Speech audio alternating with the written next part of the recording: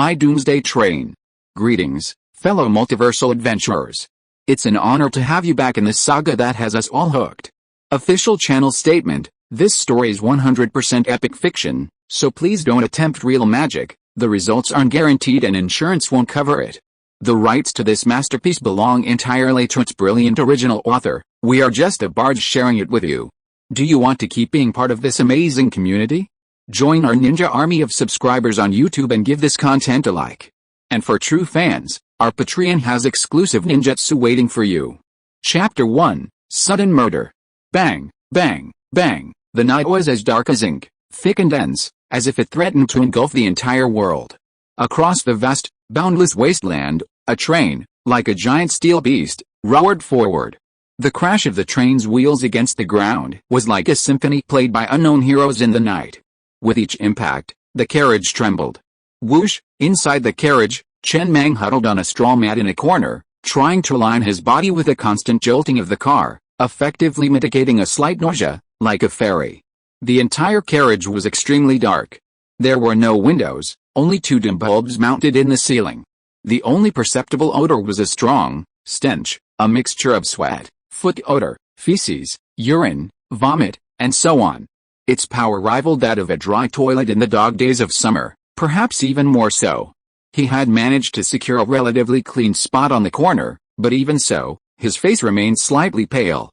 3 days had passed. For nearly 3 days, he had consumed only 2 cups of muddy water mixed with sand and 2 slices of moldy bread, nothing else. The 3-meter-wide, 10-meter-long carriage before him was packed with over 100 people, each ravenous and ravenous. If he hadn't been protecting the straw beneath his butt, it would have been devoured by these ravenous wolves. These people were practically mad. This was his 3rd day in this world, a world reduced to post-apocalyptic ruin, its basic order lost. Just then, a burly man, smelly and ragged, insinuated himself beside him, his eyes greedily fixed on the straw beneath his butt. He rasped, "Brother, move aside. You can't use this much mat by yourself, right?" Seeing Chen Mang didn't react, he licked his lips and looked at the others. Everyone said yes, but then, his voice abruptly stopped. Chen Mang, sitting in the corner, suddenly leaped up, pinning the burly man beneath him. Without waiting for a reaction, he gripped the sharpened tree pole tightly and stabbed it straight into the man's eye socket. 1, 2, 3, 4 times. Chen Mang stopped. He had little energy left, so he had to use it sparingly. The man was struggling like a rooster with its throat cut. Chen Mang said nothing, simply sitting on top of him, his hands firmly gripping his neck. After several seconds, when the man's body had completely slumped, he raised his head, his eyes slashing fiercely as he scanned everyone around him. Only after everyone subconsciously avoided his gaze did he kick the man's body aside and return to his straw mat, trying to keep his chest as still as possible to avoid appearing too weak. The people around him witnessed this scene in the dim light. No one uttered a word, but the greed that had just surged in their eyes quickly faded, and they unconsciously moved as far away from Chen Mang as possible. For a moment. In the already crowded carriage, Chen Mang's position surprisingly offered a relatively wide space. Huh? Chen Mang leaned against the iron sheeting, hiding the sharpened branch under the straw mat. If he had been slower, he might have been the one killed. These people were no longer human, but a group of hungry, red-eyed demons. Once someone took the lead, the evil in their hearts would be infinitely magnified. No matter how skilled he was at fighting, he couldn't defeat such a group. This was his first time killing someone. It was both harder and easier than he had imagined. Honestly, he felt a little panicked. His hands and feet trembling slightly, but he couldn't show any discomfort at this moment, otherwise these people would rush over like hungry wolves. It wasn't just the straw mat that was at stake, his body, which was noticeably cleaner than theirs, was also at stake. With the death of this strong man, the carriage fell into silence again. No one spoke, no one had the energy to speak. It was better to wait and save their energy. But the next moment, the door connecting the carriages was pushed open. Bright light streamed in from outside the doorway. 3 men, armed with pistols and batons, walked in expressionlessly. Their steel boots trampled recklessly on everyone in the carriage, who dared not utter a single sound of discontent or pain. They walked alongside Chen Mang. The leading man first glanced down at the corpse, then at Chen Mang, who sat on the straw mat. He said expressionlessly, "You killed him," without waiting for Chen Mang to reply. The man waved his hand. The two men behind him stepped forward, swung their batons, and struck Chen Mang repeatedly, each blow with full force. Chen Mang could only curl up in a corner, shielding his head as best he could, gritting his teeth tightly, making no sound. This continued for nearly a full minute. The two men's batons stopped. The leading man looked at Chen Mang, who huddled silently in the corner. A strange look flashed in his eyes. He sneered and said hoarsely, "Everyone here is Master Kun's slave. You're quite brave to kill someone here, tough enough, but you're lucky. Master Kun has chosen you.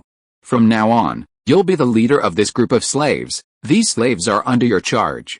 If they slack off, you'll be fully responsible." Then he waved his hand, and his men quickly returned to the bright carriage.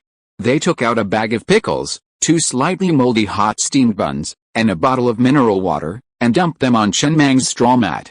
Then, in front of everyone, they threw the body out through the connecting link before closing the door again. The carriage was plunged into darkness again. Only the clanging sound could be heard. It sailed off into the unknown distance. After these people left, Chen Mang gritted his teeth, scrambling to his feet. He sat on the straw mat again, leaning against the iron sheet of the train car. He tore open the small bag of pickles in front of him and slowly nibbled on 2 slightly moldy, hot steamed buns. It was warm. While not exactly gourmet, it was warm steamed buns and pickles, and tasted much better than the moldy bread slices. The moment the warm buns entered his mouth, his palate ached slightly from the thirst and the difficulty of chewing such dry food. He unscrewed the bottle of mineral water and downed half a bottle in one gulp. After swallowing the bun, he felt no sense of fullness, but he did feel much better physically. Chen Mang's eyes narrowed slightly, staring intently at the connection between the train cars. The moment the cars opened, he'd seen the car in front. It had bright daylight and numerous rows of seats. There were about 20 thugs sitting there. As he was being beaten, the thugs turned to look at him, grinning and chatting as if watching the fun. He'd guessed right. He'd suddenly attacked and killed the burly man not just to protect himself, but also because he knew that in such circumstances, these rulers often needed a lower-level manager, and he hadn't seen this man in this carriage. He needed this position, and so did the carriage ahead. This position would allow him to access more information. From the moment he was abducted into this carriage and learned their destination was a mine, he knew that even if he killed someone, the people in the carriage ahead would most likely not kill him. After all, killing him would mean the loss of 2 slaves, while not killing him would only mean the loss of 1. Inside the carriage, Chen Mang could faintly see countless pairs of greedy eyes staring at the steaming bun in his hands. The sound of his throat rising and falling like the chirping of summer cicadas rose and fell, but no one dared to step forward. Chapter 2. No one wants to die, but someone has to die. Amidst the greedy gazes of the crowd, Chen Mang slowly devoured 2 steaming buns with pickled mustard greens, and after gulping down the bottle of mineral water in his hand, he let out a long sigh. He finally felt a little full. He had almost fainted from hunger these past few days. He had just tried his best to protect the key parts of his body. Now he only felt pain all over his body, but it did not affect his movements much. His joints were intact. If only he had a cigarette now. He always wanted to smoke after a meal and a drink.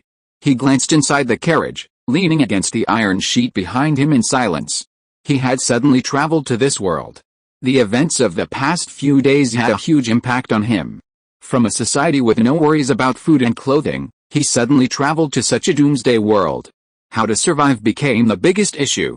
As for cigarettes, what was he thinking? In this environment where he could starve to death at any time, where could he find cigarettes? Just then, brother, a bald man with a face covered in dirt approached. From a safe distance, he plastered himself with an ingratiating smile. He carefully pulled a piece of cloth from his pocket and pulled out 2 wrinkled cigarettes. He offered them to Chen Mang with a rather fawning and nervous air. "Brother, would you like a cigarette?" Chen Mang glanced down at the 2 wrinkled cigarettes lying on the cloth, then looked up at the bald man. He knew everyone in this carriage was starving, with no supplies. And yet, this man had hidden 2 cigarettes. If this had been known earlier, they would have been snatched away. Sure enough, he saw many men looking at the bald man's back with a hint of greed. If he refused at this moment, the bald man's fate would likely be dire. The bald man understood this very well, his eyes filled with pleading and anxiety. He paused for a moment, then took the cigarette from the bald man's hand, bringing one to his lips before wrapping the other in a piece of cloth and tucking it into his own pocket. Seeing this, the bald man breathed a sigh of relief.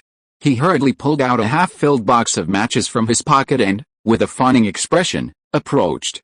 In the dimly lit carriage, he lit a match and carefully held the flame to Chen Mang's lips. "Brother, light it." "Whoa." Chen Mang, sitting on a straw mat leaning against the iron sheet of the carriage, exhaled a long puff of smoke, frowned slightly, and coughed uncontrollably. The cigarette was a bit moldy and choking. But in this environment, after a satisfying meal and a good drink, what could he choose? He took another deep puff, shook the ash onto the iron sheet on the carriage floor, then looked at the bald man, waved his hand, and said softly, "From now on, you'll sit next to me." With that, he finished. The greed in the eyes of the people in the carriage, who had initially gazed at the bald man, quickly faded. Okay, thank you, big brother." The bald man's eyes were filled with excitement. He quickly stood up and carefully sat down on the metal sheet beside Chen Mang, making sure his butt didn't touch even a shred of the straw mat. A scarlet cigarette butt flickered in the dim carriage. Soon, the cigarette burned out. Chen Mang crushed the butt on the metal sheet on the carriage floor. After a pause, he whispered, "Where did you get this cigarette?" He didn't know much about this world, and he needed to communicate to learn as much as he could. He initially didn't communicate because these people simply didn't have the conditions to do so.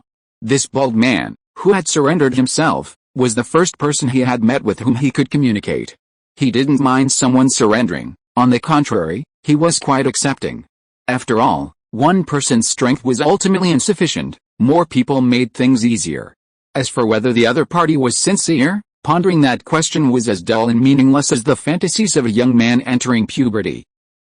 The bald man glanced around and whispered in a low voice, "Brother, I used to be the deputy conductor of a small train, not as big as this one. Then there was a disaster, and that train was completely destroyed.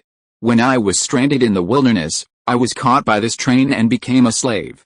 I didn't finish a pack of cigarettes at that time, and I kept it until now, and there are only 2 left. There are 3 slave cars in this train. If we calculate that there are 100 people in each slave car, there are a total of 300 slaves. It should be a level 2 train, or even close to a level 3 train. Now this train is going to the mine.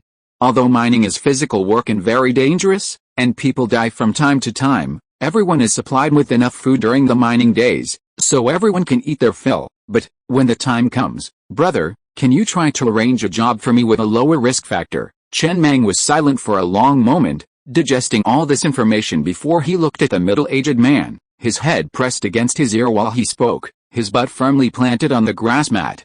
His posture was rather comical, even a bit over the top, but he appreciated it. He was a man who knew his limits. "Assistant conductor?" "Yes," the bald man said sheepishly. "I've been an assistant all my life. Before the apocalypse, I was deputy class leader as a student, deputy manager at the company, and then, by some fluke, assistant conductor after the apocalypse. I've never been a regular, nor have I ever considered being one. My abilities are limited. It's also just luck that I've been able to make a living both before and after the apocalypse." Chen Mang said nothing more, his eyes lowered slightly.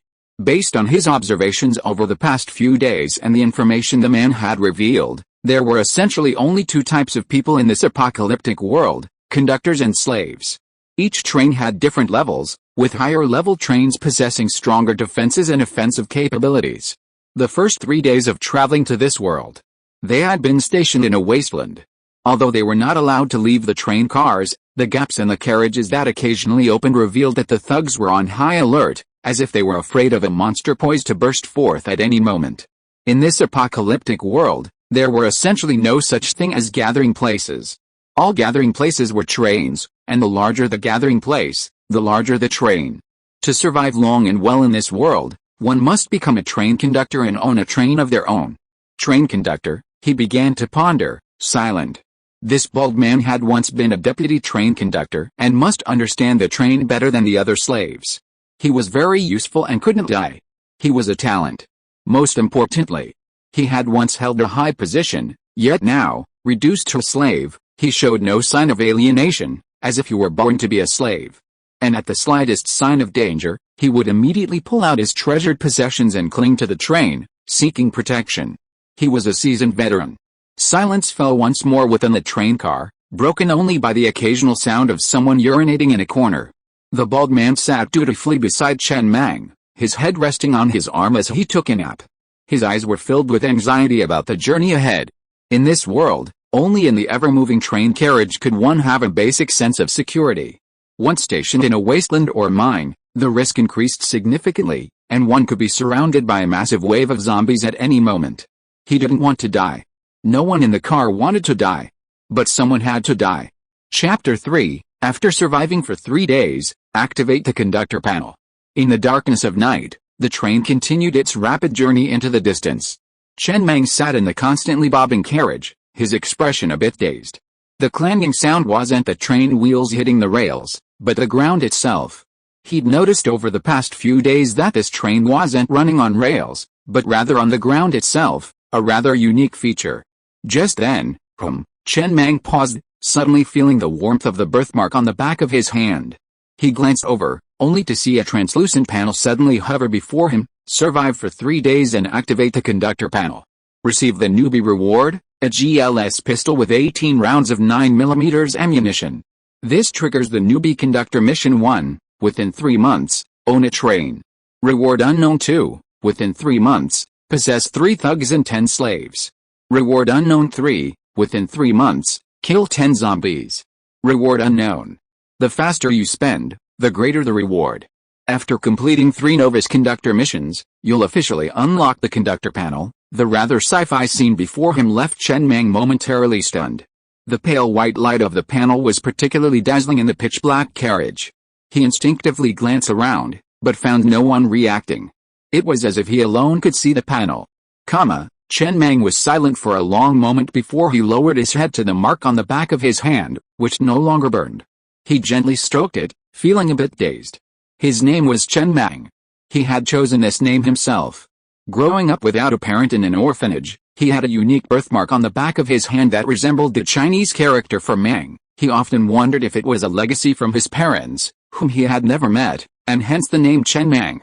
He never imagined that this birthmark, which had accompanied him throughout his life, would become so useful in this world. Perhaps his parents had traveled through time and space, leaving him this mark before they were forced to leave him.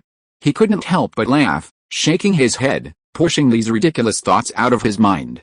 After some exploration, he had a rough idea of how to use the panel. It would automatically appear and disappear at his command.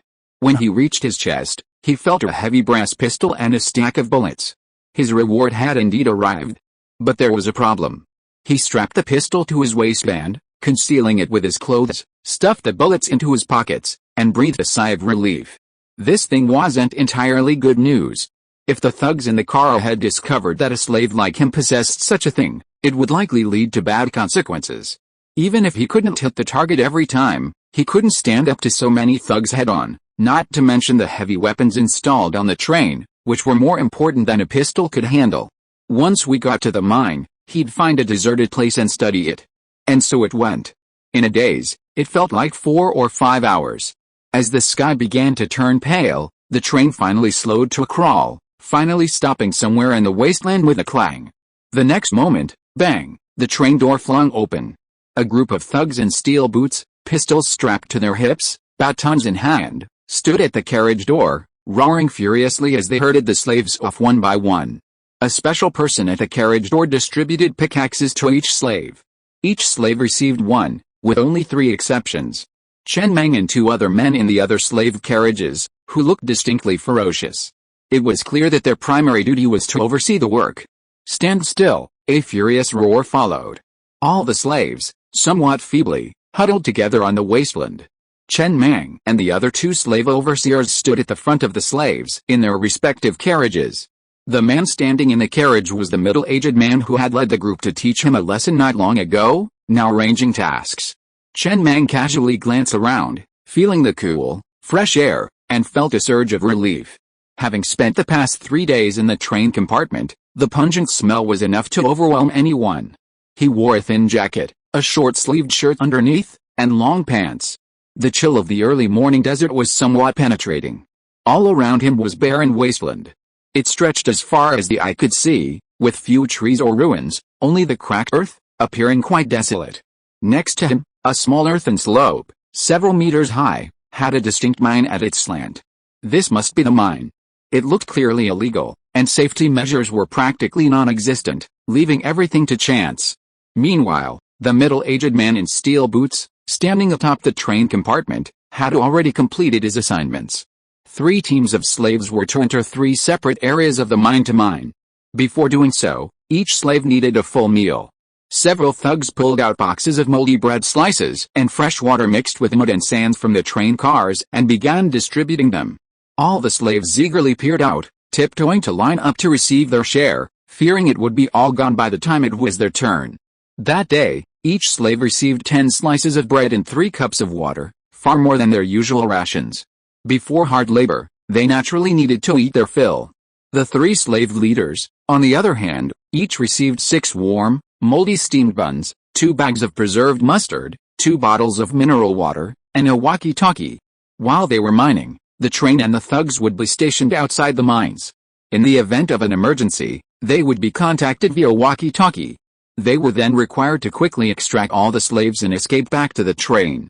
When the announcement was made that they were free to move around and return to the mines after lunch, all the slaves dispersed, found a place to sit on the ground, and began to devour their food. "Try it." Chen Mang turned his head to look at the middle-aged man who had been following him closely, threw a steamed bun and half a bag of pickled mustard greens to him, and then found a quiet corner to sit down. He chewed the steamed bun in his hand slowly and leisurely. He was not very hungry at the moment, as it was not long since his last midnight snack. But in the wilderness, having food to eat is a good thing, and it is always good to keep yourself physically fit. He looked at the other 2 slave leaders and whispered nonchalantly, "Do you have a name?" "Thank you, big brother, thank you, big brother." The middle-aged man, who looked quite slick, carefully took the hot steamed bun and kept thanking him with gratitude. After hearing the new big brother asking for his name, he was slightly stunned, and then whispered with excitement in his eyes, "Brother, my name is Lao Zhu." "Lao, yes. That's a rather uncommon surname." Chen Mang shook his head and couldn't help laughing. "What kind of parents would name their child Zhu? When I was little, my family was poor. My parents wanted me to live a happy life like a pig, with enough food and drink to eat and wake up naturally every day. My mother has an intellectual disability. She was in a car accident when I was young and had all 4 limbs amputated. They only got married after meeting my father. My father is deaf-mute and does manual labor on a construction site. We lived in an abandoned shipping container. Not long after I was born, my mother died in a fire at home alone. My father fell from a scaffolding and died when I was 9. Think about it, it's better they're dead. What if I lived to see the end of the world? That would be even more painful." The smile on Chen Mang's face slowly froze.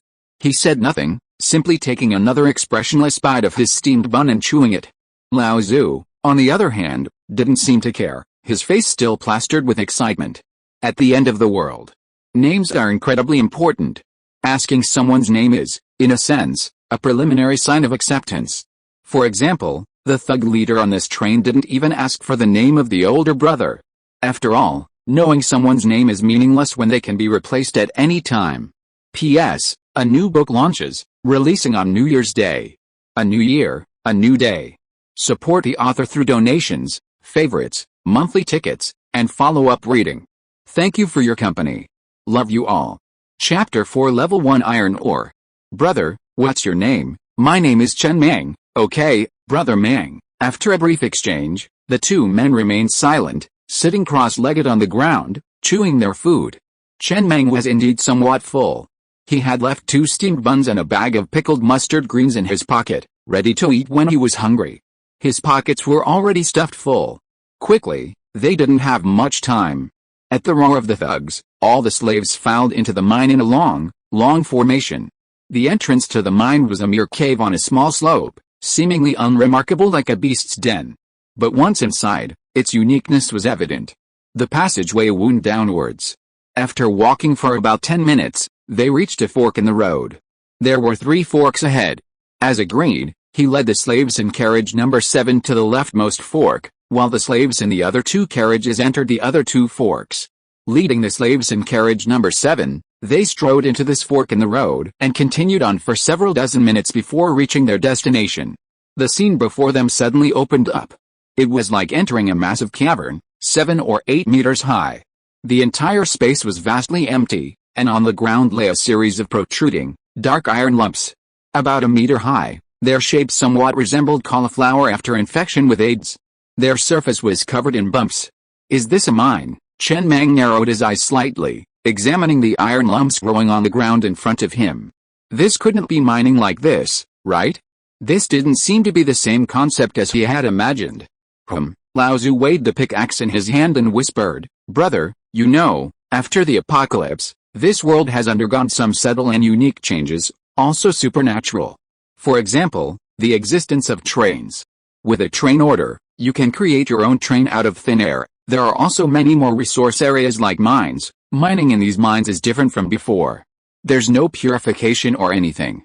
All you need is a slave holding a pickaxe and swinging it at the iron ore. An adult male can basically obtain 1 unit of iron ore every hour. This mine is one of the most common low-level mines, a level 1 iron mine. Luckily, mining in this mine is basically life-threatening, unlike some mines that require digging in molten lava, which increases the risk. This material is also the main ingredient for upgrading trains. For example, Brother Mang, look at the panel on this pickaxe." Chen Mang took the pickaxe from Lao Zu's hand and weighed it.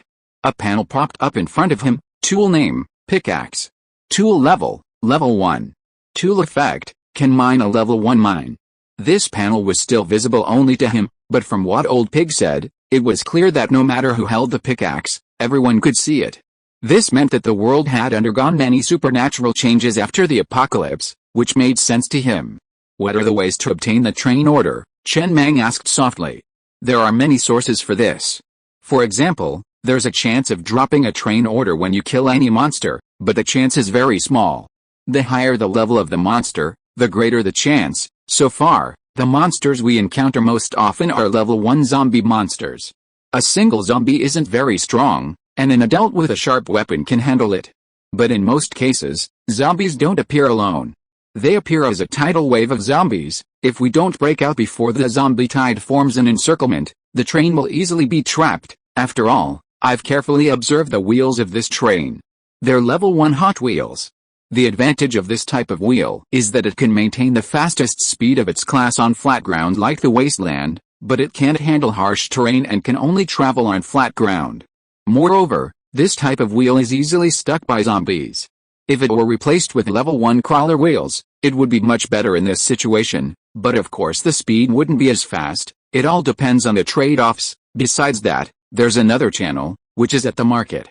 From time to time, some train conductors will spontaneously gather together to trade their things. At this time, there's a chance to buy it, but we slaves definitely won't have the chance to go. These are just 2 options. There's no other solution for now. Understood? Chen Mang nodded slightly, lost in thought. Meanwhile, the slaves around him had already begun diligently wielding their pickaxes at the iron lumps on the cave floor. He didn't need to say anything. Everyone was self-motivated, familiar with the process, and they just started working. No one was unconscious, needing him to urge them on. Upgrading the train required resources, and mining those resources required slaves. From this perspective, these slaves were perhaps the world's sole productive labor force, their value self-evident. "Well, Brother Mang, I'm going to mine too. Go ahead." Nearly 100 slaves were now busily gathered in the mine, wielding their distinctly iron pickaxes, hammering down and pounding at the iron ore across the way. The countless clanging sounds gradually merged into one. There was no dust. The iron ore on the ground remained unchanged. Chen Mang stood in the middle of the mine, scanning the surroundings before walking alone to a corner at the back and studying the train conductor panel his birthmark had brought. There were 3 novice train conductor missions. Completing these 3 unlocked the remaining features. The apocalypse had been going on for some time, and many people's trains must have been upgraded to a high level. In this clearly chaotic, predatory environment, without a sufficiently secure train, even basic safety wasn't guaranteed. Living under someone else's roof wasn't sustainable. He didn't want to be a slave. And this train conductor panel would be a huge help, especially since he was starting behind. These were the 3 novice missions. The last 2, subduing minions and killing 10 zombies, didn't seem too difficult. Only the first, owning a train of his own, seemed a bit more challenging. According to Lao Zu, obtaining this train command wasn't easy. He needed to think of a way to get it.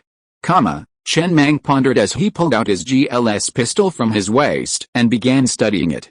The heavy, jet black, standard-issue pistol rested in his hand. The magazine is full. There are 9 bullets in total. P.S. Updated regularly at 23.59 every day. Please support the new book with some monthly tickets. Chapter 5 The Zombie Tide is Coming. A new panel appeared before him. Weapon name, GLS pistol. Weapon level, level 1. Weapon effect, can be loaded with up to level 1 bullets, effective against level 1 armor, monsters, and the like. He looked at the panel before him, then touched the brass bullet in his pocket. The bullet also appeared on the panel, indicating that it was a regular level 1 bullet. Interesting, Chen Mang muttered thoughtfully. He had a rough idea of this world. After the apocalypse, it was transformed by supernatural forces, ultimately resulting in its current state. He wondered if pre-apocalyptic firearms would be usable. According to information he'd gotten from Lao Tzu, even if an ordinary person picked up a train order, it wouldn't mean much. Train orders at the market probably wouldn't be much of a purchase, since train conductors were the ones going there. Who would buy another one? Even with a train order, upgrading the train required resources, and acquiring resources required slaves. To manage so many slaves, one needed thugs, and to manage thugs, one needed a team.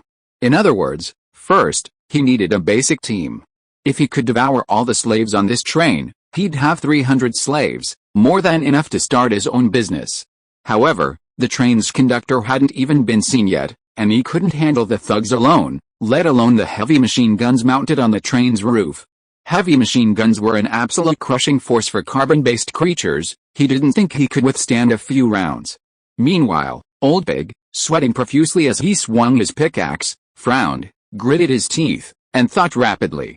He surrendered immediately because it wasn't just Chen Mang's fighting prowess and decisiveness, but also because of his unwavering conviction. He had met many people in his life who achieved great things, all possessing the same conviction.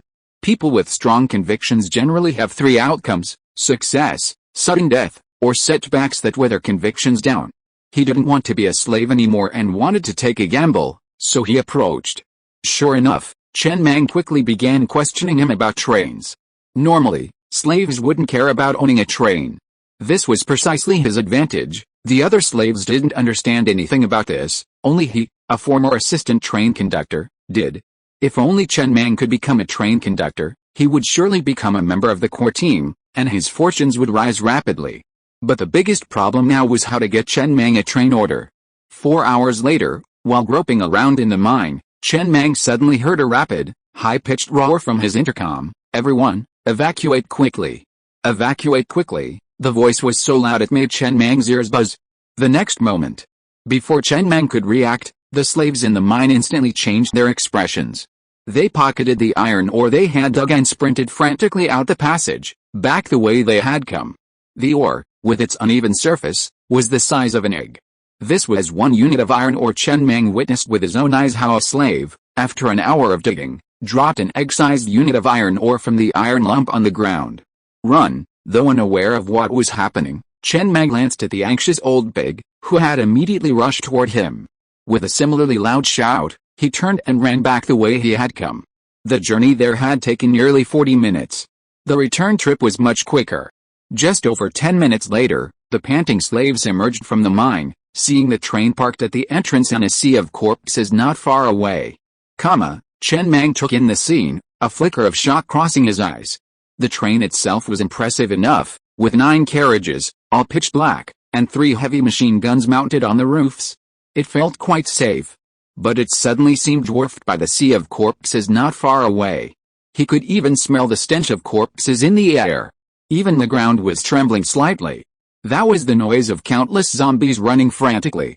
Only a few hundred meters away, though the zombies' specific features couldn't be clearly seen, the unmistakable suffocation was palpable. The thugs, standing at the door of the fully open slave car, glared at Chen Mang and his group with ferocious expressions and roared, "Faster, everyone!" Chen Mang didn't dare delay and immediately ran with Old Pig towards their own slave car, number 7.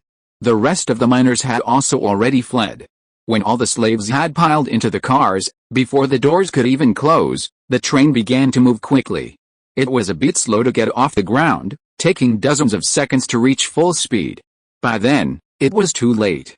By then, the encirclement had formed, and the zombie tide wasn't just coming from one side, but from nearly all directions. Bang, bang, bang. Chen Mang sat on the straw mat in slave car number 7 with a gloomy expression, listening to the shrill, muffled roar of gunfire outside. It was the heavy machine guns roaring. However, based on the sheer number of zombies he had seen before boarding the train, he doubted they would be effective. To escape this zombie swarm, he believed they first needed to replace the wheels with a kind of tracks Lao Tzu had mentioned, which were less likely to get stuck on the corpses. Secondly, the car's armor had to be strong enough. Their slave car was clearly made of sheet metal, and a single blow from a pickaxe would rip it open. It was impossible to withstand the onslaught of the zombies. He gripped his pistol tightly in his arms. But at this moment, it didn't give him much of a sense of security. The atmosphere in the train car was clearly tense. Many people were already speaking incoherently, some even praying to God. Without windows, they couldn't see what was happening outside. But just by hearing the almost non-stop roar of heavy machine gun fire, one could tell the situation was dire. Brother Mang, at this moment, Old Big, sitting beside him, said in a trembling voice, his face pale. I checked the situation before boarding the train. The zombie encirclement isn't very tight, there are gaps, but these gaps are made up of several small ones. You'll need to constantly weave through the zombie horde, like riding a motorcycle through traffic, to break out. The train doesn't handle as well as a motorcycle. The turning arc is too large. But if the conductor of this train had installed level 2 auxiliary universal wheels in each car, the train would be much more flexible. This would be the only chance of breaking out. It's just that, level 2 auxiliary universal wheels aren't a requirement for upgrading a level 2 train to level 3. As far as I know, most conductors wouldn't be willing to spend the resources on them. If this train didn't have them, then this would be a very dangerous situation. Chapter 6. Even if he dies, he has to take a few people with him. 2 auxiliary universal wheels? Chen Mang listened to the new name in his mind without giving it much thought. Instead, he pressed his body tightly against the iron surface of the carriage. No one cared about the bumpy ride or the foul odor inside. Everyone was in a state of extreme panic. Survive. This was the only thought in everyone's mind. No. We can't just sit there and wait for death. Chen Mang closed his eyes tightly, and possibilities kept emerging in his mind. After a moment, he suddenly opened his eyes, looked at Lao Tzu beside him, and whispered, this train has a total of 9 carriages. The first carriage is the locomotive position, and carriages 7, 8, and 9 are slave carriages. Didn't you just say that the train is not flexible enough? If we find a way to get to the locomotive position of the first carriage, and then disconnect it from the rest of the train, and then you take the wheel, haven't you been a deputy train captain? You should be able to drive a train, right? No, Lao Tzu rejected this suggestion without a second thought. His face was extremely pale and he shook his head and said hoarsely, all trains are tied to the train conductor. Only the train conductor has the authority to drive the train. Even if we break into the cab, we can't take over this train, let alone control it. But, Brother Mang, your suggestion is very good. If we disconnect all the carriages, it is indeed like installing a universal wheel on the first carriage, and there will be another chance of escape. I just hope the train conductor of this train doesn't think of this. The two exchanged glances, their expressions grim. It was obvious. If the conductor had considered this, they would be instantly abandoned. However, Chen Mang immediately stood up, preparing to head for the 6th car, his expression grim as he whispered, we'll have to go to the first car first. Follow me. The next moment, before either of them could move, bang, bang, suddenly, the sound of metal clashing echoed outside the window, and they felt the train begin to slow rapidly. Whoa! Chen Mang took a deep breath, pulled the last, slightly wrinkled cigarette Lao Tzu had given him from his pocket, and lit it while standing on the straw mat in the chaotic car. He exhaled a long puff of smoke, then held his GLS pistol in his hand, his face calm as he awaited the judgment. Death, that was certain. They had been abandoned. He didn't hate the conductor. After all, if he were in his shoes, he would do the same. He just felt a certain resentment towards him for not fighting for his own future. Did the people monitoring the mines slack off and fall asleep? Why didn't they notice the zombie horde until the encirclement was complete? How precious could a single resource be that they wouldn't even bother to build a level 2 auxiliary universal wheel? Losing so many slaves, aren't they worth more than a level 2 auxiliary universal wheel? Chen Mang dangled a cigarette from the corner of his mouth, loaded his pistol, and stepped over the bodies of the slaves in the carriage as he strode to the iron gate. He yanked down the gate, and suddenly, the doors of this carriage flew open. A cold wind, accompanied by a foul stench, instantly flooded the entire carriage. Although their carriage had lost power, inertia kept them moving forward at a steady pace. However, they didn't advance for long. When the doors opened, they realized the zombie horde was almost at their doorstep. It was only a few meters away. At a glance, there was no end in sight, only the almost intoxicating stench and the dense, horrific zombies charging toward the train. How unfair, Chen Mang muttered as he watched the scene unfold. He'd read apocalyptic novels before, and those who'd traveled through time had only faced one or two zombies at first. But how could he, upon arriving here, be confronted by a horde of zombies of this magnitude? There was absolutely no chance of survival. Who could escape this kind of zombie horde alive? But, even if he died, he'd have to take others with him. The next moment, bang, a gunshot rang out, and a zombie charging toward Chen Mang from the horde had a bloody hole in its head. It then plummeted to the ground, quickly trampled by the zombies behind it, and disappeared. This was the first zombie he'd killed. It wasn't because he was an accurate shooter, he'd never used a gun before. It was simply because the barrel of his gun was practically stuck in the zombie's mouth. At such close range, everyone was a master of the gun. However, these zombies didn't seem particularly strong. A single pistol bullet could almost instantly detonate a headshot at close range. A grown man could easily handle a single zombie. If it weren't contagious, he could even take down 3 or 5. But they were simply too numerous to handle. Bang, bang, the gunfire continued, and Chen Mang gradually became more adept at it. He quickly emptied a magazine. He wasn't sure exactly how many zombies had died, it was too chaotic.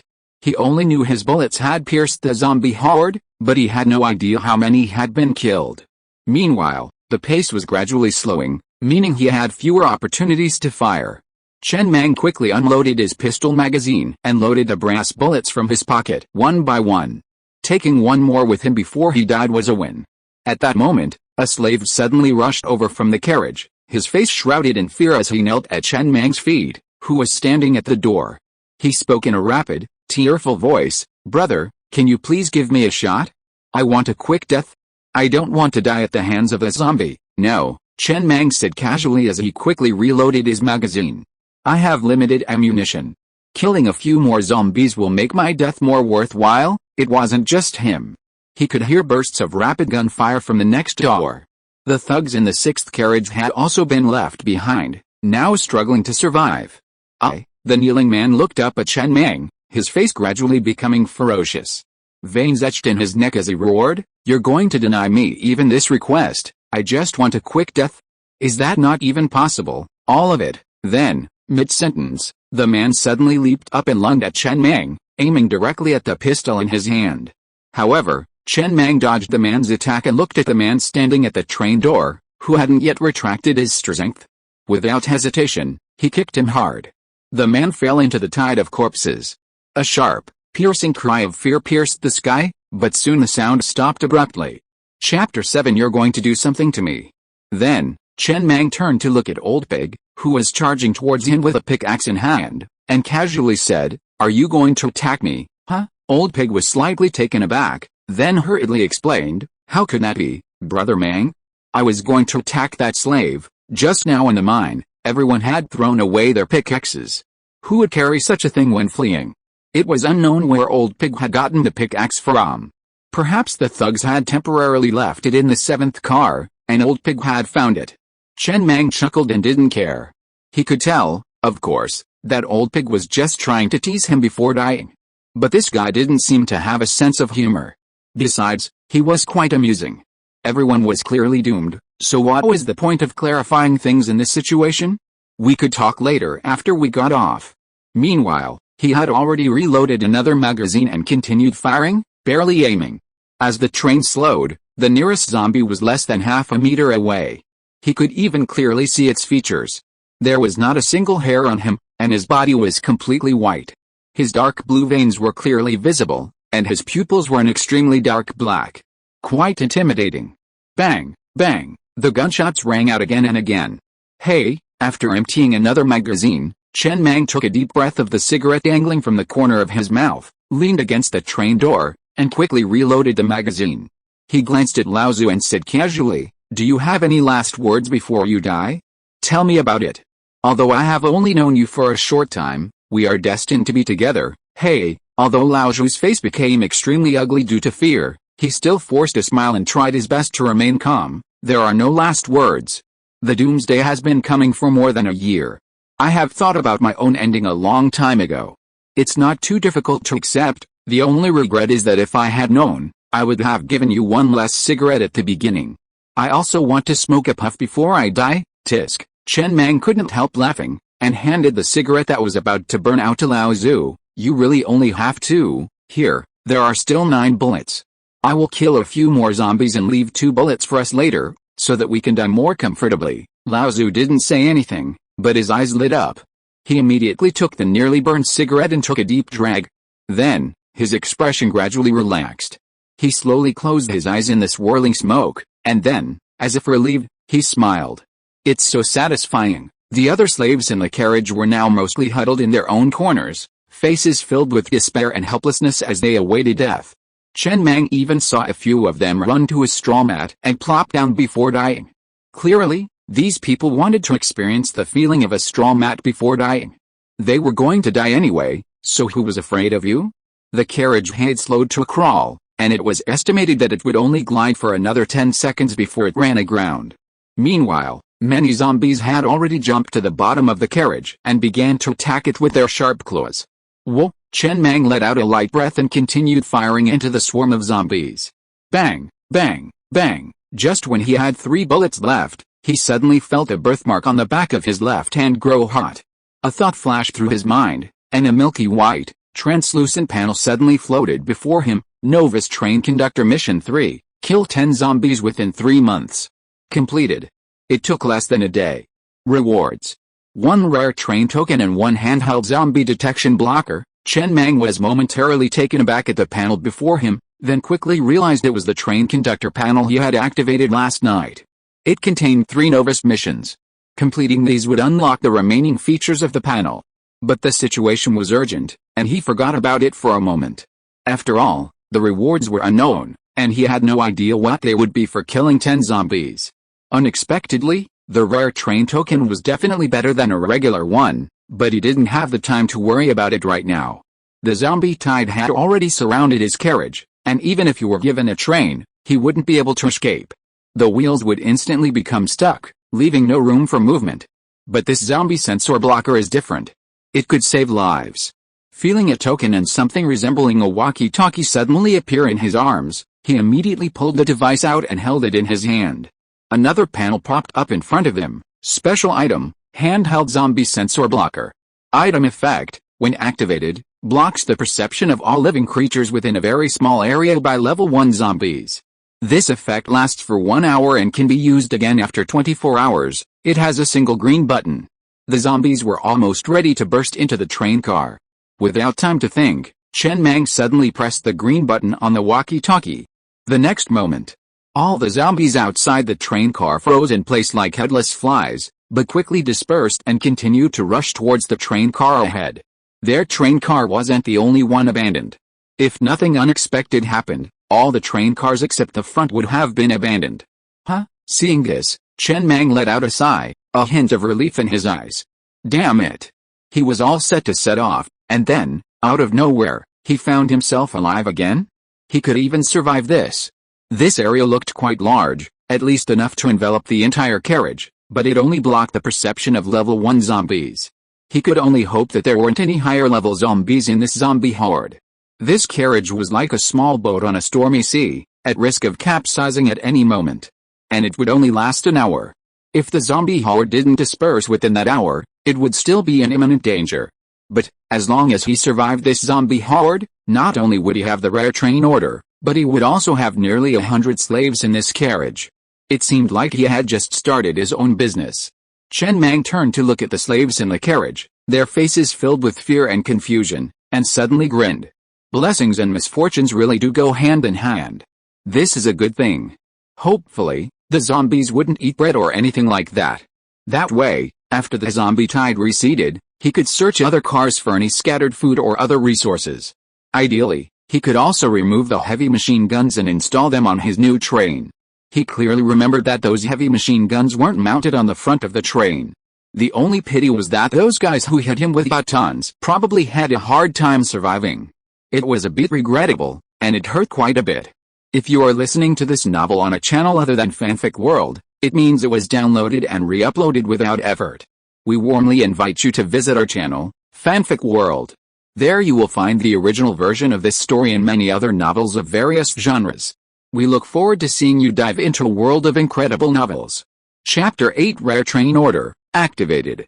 This, old pig, gripping his pickaxe tightly with both hands, was about to face his doom when he suddenly noticed the zombies at the entrance, seemingly on the verge of a rush, suddenly lapse into a state of confusion and quickly dispersed. The zombies had actually ignored their compartment. All he could hear were the screams of terror from the other compartments. He instinctively glanced around the compartment, his gaze finally settling on Chen Mang. While he didn't know what was happening, he knew one thing: these slaves couldn't pull it off. Only Chen Mang could do it. From the very beginning, Chen Mang had been different from the other slaves. Not only did he not look completely resigned and lifeless, but he also looked noticeably cleaner, as if he had recently showered. He didn't know where Chen Mang had been hiding for the past year, but during the apocalypse, not everyone had the luxury of showering. The big brother he'd found this time seemed quite impressive. Chen Mang narrowed his eyes slightly, casually glancing back inside the compartment. Every slave's face was filled with interesting expressions, but overall, there was a touch of excitement, a sense of survival, amidst the fear. The carriage wasn't large, but it was packed with nearly 100 slaves. If this zombie horde successfully dissipated, managing these 100 slaves would be a significant challenge. He only had 3 rounds of ammunition left. Fortunately, he had established himself as a ruthless and cold-blooded figure, and these people didn't know how many bullets he had left. With Old Pig's cooperation, he should be able to give it a try. If all else failed, the safest option was to throw some of the slaves out to feed the zombies while the zombie horde was still there, leaving a dozen or so. This would ensure complete control, though productivity would drop significantly. Death was constant in the apocalypse, and slaves were a scarce resource, so waste was essential. If he hadn't inherited this carriage of slaves from the train conductor, gathering 100 slaves in the wasteland would have been a formidable task. There were practically no women or elderly people, only men. And so, after a dozen minutes, the zombie horde continued its locust-like swarm, sweeping forward, passing their carriage almost completely. When Chen Mang jumped out of the train car, standing on the wasteland with his feet, and gazing at the deserted wasteland once again, his heart finally settled down, feeling safe for the moment. Brother Mang, Old Pig, who had also jumped out, pickaxe in hand, glanced around and said helplessly, "You helped us escape, but the locomotive ran away. These carriages of ours are without power. We're in the middle of nowhere, and we won't survive long in the deep wilderness." Chen Mang shook his head and said nothing, only to pull out the rare train order he had just obtained. It was a token-shaped token, pointed at the top in pitch black, with the 3 words train order engraved on it in scarlet font. This, Old Pig, who was about to say something, looked at the train order in Chen Mang's hand, and suddenly felt bewildered. He looked up at Chen Mang in a daze. Where the hell did this train order come from? It didn't make sense. Even if killing low-level zombies does have a tiny chance of dropping a train order, he looked outside when the zombie tide receded and saw nothing. The next moment, boom, with a tremor in the ground. A train suddenly appeared in mid-air before crashing heavily to the ground. However, this train consisted of a single locomotive, devoid of any subsequent carriages. Painted entirely in jet black with a matte finish, it resembled nothing like a modern locomotive, but rather something from the steam age, imbued with a sense of age and timelessness. You activated a rare train order and obtained a train of your own. Because it's a rare train order, it grants you an additional level 1 accessory, the ground furnace, compared to a regular train order. This vehicle accessory can only be obtained from a rare train order. Chen Mang looked at the panel before him. It was a standard panel in this world, but his train's white panel was a shade wider. Did the rare train order also include the ground furnace? He subconsciously glanced at the words ground furnace on the panel, highlighted in a deep red. Component name, geocentric furnace. Component grade, red. Component level, level 1. Component effect, can consume level 1 trains and disassemble their carriages, vehicle components, and other items into resource units. Upgrade requirement. 100 units of level 1 iron ore. Chen Mang paused, then tilted his head to look at Old Pig. Generally speaking, for example, from these abandoned train cars, can I take the parts from them and use them on my own train? Yes, Old Pig, having just recovered from the shock of a locomotive suddenly appearing before him, said in a daze, of course, as long as the parts are intact, I can take them and use them on my own train, but if they're damaged, they're useless and just thrown away. There's another group of people in the wasteland called scavengers. These people drive motorcycles around the wasteland collecting usable parts from broken trains and sell them back home. Some damaged parts are left in the wasteland along with the train cars. After all, monsters only eat humans, not steel. There are quite a few of these useless abandoned train cars piled up in the wasteland. Chen Mang's eyes lit up, and he nodded with satisfaction. This sentence was very informative. This revealed two things: the wasteland was full of abandoned trains ripe for his locomotive, and rare train orders were extremely rare and valuable. Otherwise, these abandoned trains would have long since been devoured by the Earth's core furnace and wouldn't have survived until now. Very good. Chen Mang didn't immediately check his train panel.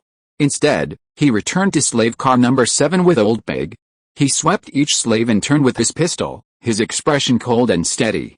From now on, I'm the new train conductor. You will be my first batch of slaves. I'll provide you with food. You only need to continue mining as before. I don't want anyone disobeying my orders. I've got it. With that, he said. Chen Mang didn't wait for the slaves to respond. Instead, he turned to Old Pig and said, "Tell them all to hand in the iron ore they dug out of the mine in an orderly manner. If anyone disobeys, take up your pickaxe and hit them." Understood. Old Pig, his face gloomy, tried to act as fierce as possible. Pickaxe in hand, he stood at the entrance of the carriage and roared, "Are you all fucking deaf? Didn't you hear what Master Mang said?" Then, a faint, uncoordinated voice echoed from within the carriage. "I heard you, Master Mang. It used to be Master Kun, now it's Master Mang. In the desert, all train conductors are assumed to be masters." Chapter 9:14 Craftable Vehicle Accessories. Although Lao Tzu was nervous, he feigned a fierce front. He had always been responsible for housekeeping, never for field work. He wasn't suited to acting fiercely, but with a shortage of manpower, he had no choice but to go ahead. After Chen Mang left the carriage, he immediately searched the other carriages. There should still be plenty of resources in those carriages. But before he sent his slaves to collect the other carriages, he had to first gather dangerous items like firearms to prevent any unforeseen circumstances. They were in carriage 7. Carriages 8 and 9, further back, were the slave carriages. He first visited these two slave carriages. They were completely empty, with only scattered clothing and sticky blood on the floor. Plenty of iron ore dotted the blood like stars. The carriages were nearly completely destroyed. Only the outlines of the carriages were visible, with countless holes torn through the surrounding iron sheeting by zombies. He would have the slaves collect resources from these two carriages later. The real culprits were all in the front, cars 2, 3, 4, 5, and 6. Car 6 was the thug car, and everyone inside was dead, too. But because there weren't so many people, it didn't look as bloody as cars 8 and 9. Amidst the pools of blood lay a number of guns, batons, bullets, and magazines. He didn't mind the dirt. He simply frowned slightly, then rolled up his sleeves and began to gather all the items, temporarily stuffing them into his locomotive. Car 5 was the supply car, stocked with bread, steamed buns, and mineral water, along with some vehicle accessories like a level 1 purified water filter, steamers, and spatulas. Car 4 was the warehouse. It was stocked with various ores, though the quantities were small. Ores are 1 unit each, and there were only a few hundred here, so only a few hundred units. There were also a large number of pickaxes, axes, and other mining tools. Car 3 was the combat car. The 3 heavy machine guns were mounted on the roof of this carriage. Inside, there were 2 level 1 ammunition production lines, producing specialized ammunition for the heavy machine guns and pistols, as well as a pistol production line. Logically, there should have been a considerable stockpile of ammunition, but it was no longer empty, with only a few bullets scattered on the floor. These production lines were also damaged, with 2 of the 3 heavy machine guns broken. Carriage 2 seemed to be the luxurious living quarters for the confidants. It contained 7 single beds, and the living conditions were significantly better than those of the slave carriages. Although the carriages were in disrepair, there was no trace of blood or clothing. It seemed that while the conductor had abandoned carriage 2, he had taken his confidants with him. He was unable to remove the heavy machine gun from the roof by himself, so he made several trips to move the remaining ammunition, small pistols, and other items to the locomotive next to him. Only then did he finally have time to carefully examine the interior of his train. The locomotive itself was not large, much smaller than the carriages, measuring 3 meters wide and 7 meters long. The locomotive's nose occupied only 4 meters, leaving little space inside, considerably smaller than a slave car.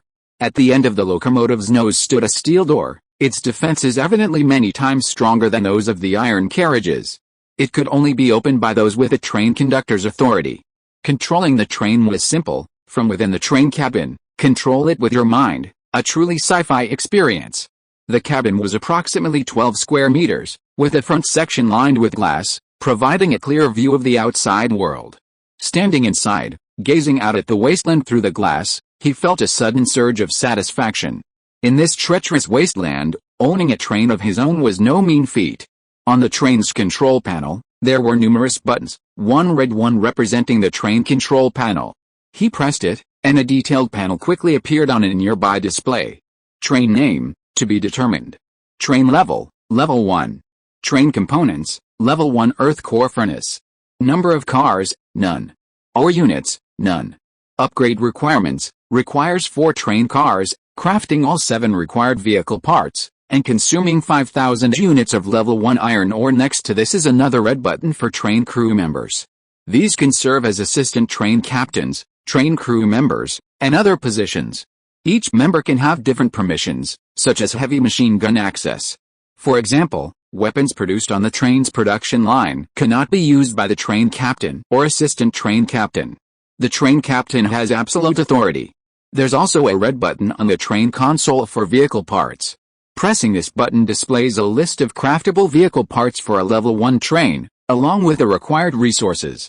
It also clearly indicates which parts are required for the upgrade and which are not. There are 13 in total.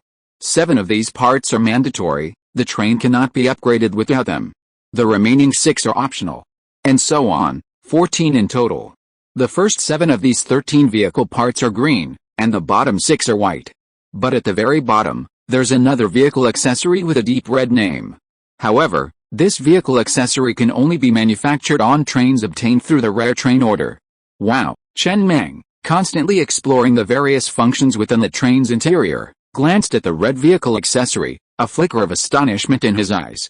This rare train order seemed even more powerful than he'd imagined. Accessory name, wheel changer. Accessory grade, red. Accessory level, level 1. Accessory effect, creates a space above the wheels of each carriage, accommodating 2 sets of wheels, with the ability to freely switch between up to 3 sets. Upgrade requirement. 100 units of iron ore. It might not look impressive, but it's definitely a valuable item. Trains have many different wheel types, each with different effects. But with this item, he can create 3 sets of wheels and freely switch between them without sacrificing speed, making it easy to navigate any dangerous environment. Each vehicle accessory, in addition to a panel description, also features an animation. For example, his train was currently using tracks. After activating the wheel changer, a set of Hot Wheels would extend from the side. Once the Hot Wheels had successfully landed, the tracks would retract. This allowed for a quick wheel change without significantly affecting speed. Changing wheels normally requires stopping the train somewhere, and then having the onboard mechanic disembark and manually change the wheels. This would take a considerable amount of time, and in the wasteland, there was often no such time. Then, Chen Mang looked at the 13 remaining vehicle components that could be crafted, took a deep breath, and decided to first gather all the ore to see how much was available. He would first have to build a warehouse car to serve as a slave car to carry the slaves away. Then, he would use the earth core furnace to devour the damaged cars. It sounded a bit like Snake. Just then, Chen Mang suddenly felt a birthmark on the back of his hand grow slightly warm. Another novice train conductor mission had been completed, a task that only became apparent after he had fully studied the train compartment's functions. Chapter 10 Tamron Assault Rifle Production Line Blueprint 1. Chen Mang didn't think much of it. He simply stood at the entrance of the train, peering into the nearby slave car. Seeing no major commotion, he resumed his exploration. Nearly 100 slaves. That's not a small number. To put it bluntly, even 100 pigs charging at them would surely kill them with a small pistol, let alone a group of slaves who had managed to survive the apocalypse. He wasn't short of ammunition, though. He had collected a good supply of pistol bullets from the abandoned cars. He then glanced at the birthmark on the back of his hand, and soon a translucent panel floated before him. Novice Train Conductor Mission 1, own a train within 3 months. Completed. It took less than a day. Reward. 1 Tamron Assault Rifle Production Line Blueprint. Looking at the reward on the panel before him, Chen Mang's mouth widened. Assault rifles, these things are fully automatic. Their power, range, suppression, and accuracy far surpass those of a small pistol. Furthermore, according to train rules, weapons produced on the production line cannot harm the train conductor or deputy conductor. This allows him to confidently hand over weapons to his thugs. This precondition requires that the production line be built by the conductor himself. Production lines dismantled from other trains do not have this rule. Of course, he can disregard this train rule. There's no reason to say he can't harm the deputy conductor with weapons produced on this line. And he already has a candidate for deputy conductor. Blueprint name, Tamron Assault Rifle Production Line. Blueprint grade, green. In addition to the train panel, crew members, and vehicle parts, the train control console also has a button for train rules. Pressing this button will display some basic train rules on the screen inside the train. These rules will help survivors better prepare to become train conductors.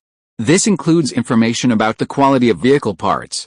The quality of vehicle parts, from lowest to highest, is white, green, yellow, blue, purple, red, gold, pink, and rainbow, with white being the lowest. For example, for a level 1 train, 6 of the 14 craftable parts are white, representing relatively common items. Higher grade parts represent increasingly rare items. The remaining 7 parts are all green, and to upgrade the train to level 2, all 7 must be crafted. These 7 are essential. These 7 parts are: purified water filter, green grade part, requires 100 units of iron ore to craft. Hot wheels, green grade part, requires 500 units of iron ore to craft. Carriage steel armor, green grade part, requires 1000 units of iron ore to craft. Circuit system, green grade part, requires 10 units of copper ore to craft. Generator, green grade part, requires 100 units of copper ore to craft. Pickaxe production line, green grade part, requires 100 units of wood to craft. Axe production line, green grade part, requires 100 units of iron ore to craft. Ore is categorized by level, level 1, level 2, and even level 3. Different levels of ore are used to craft and upgrade vehicle accessories of different levels. All ore units here are level 1. These 7 accessories are required to craft the train. As for the remaining 6 white accessories, you can craft them or not. Single bed, white grade accessory, crafting requires 1 unit of wood.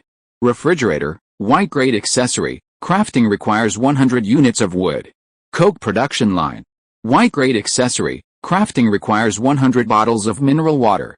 Moldy bread production line, white grade accessory, crafting requires 100 slices of moldy bread. Telescope, white grade accessory, crafting requires 10 units of iron ore. Steamed bun production line, white grade accessory, crafting requires 100 steamed buns.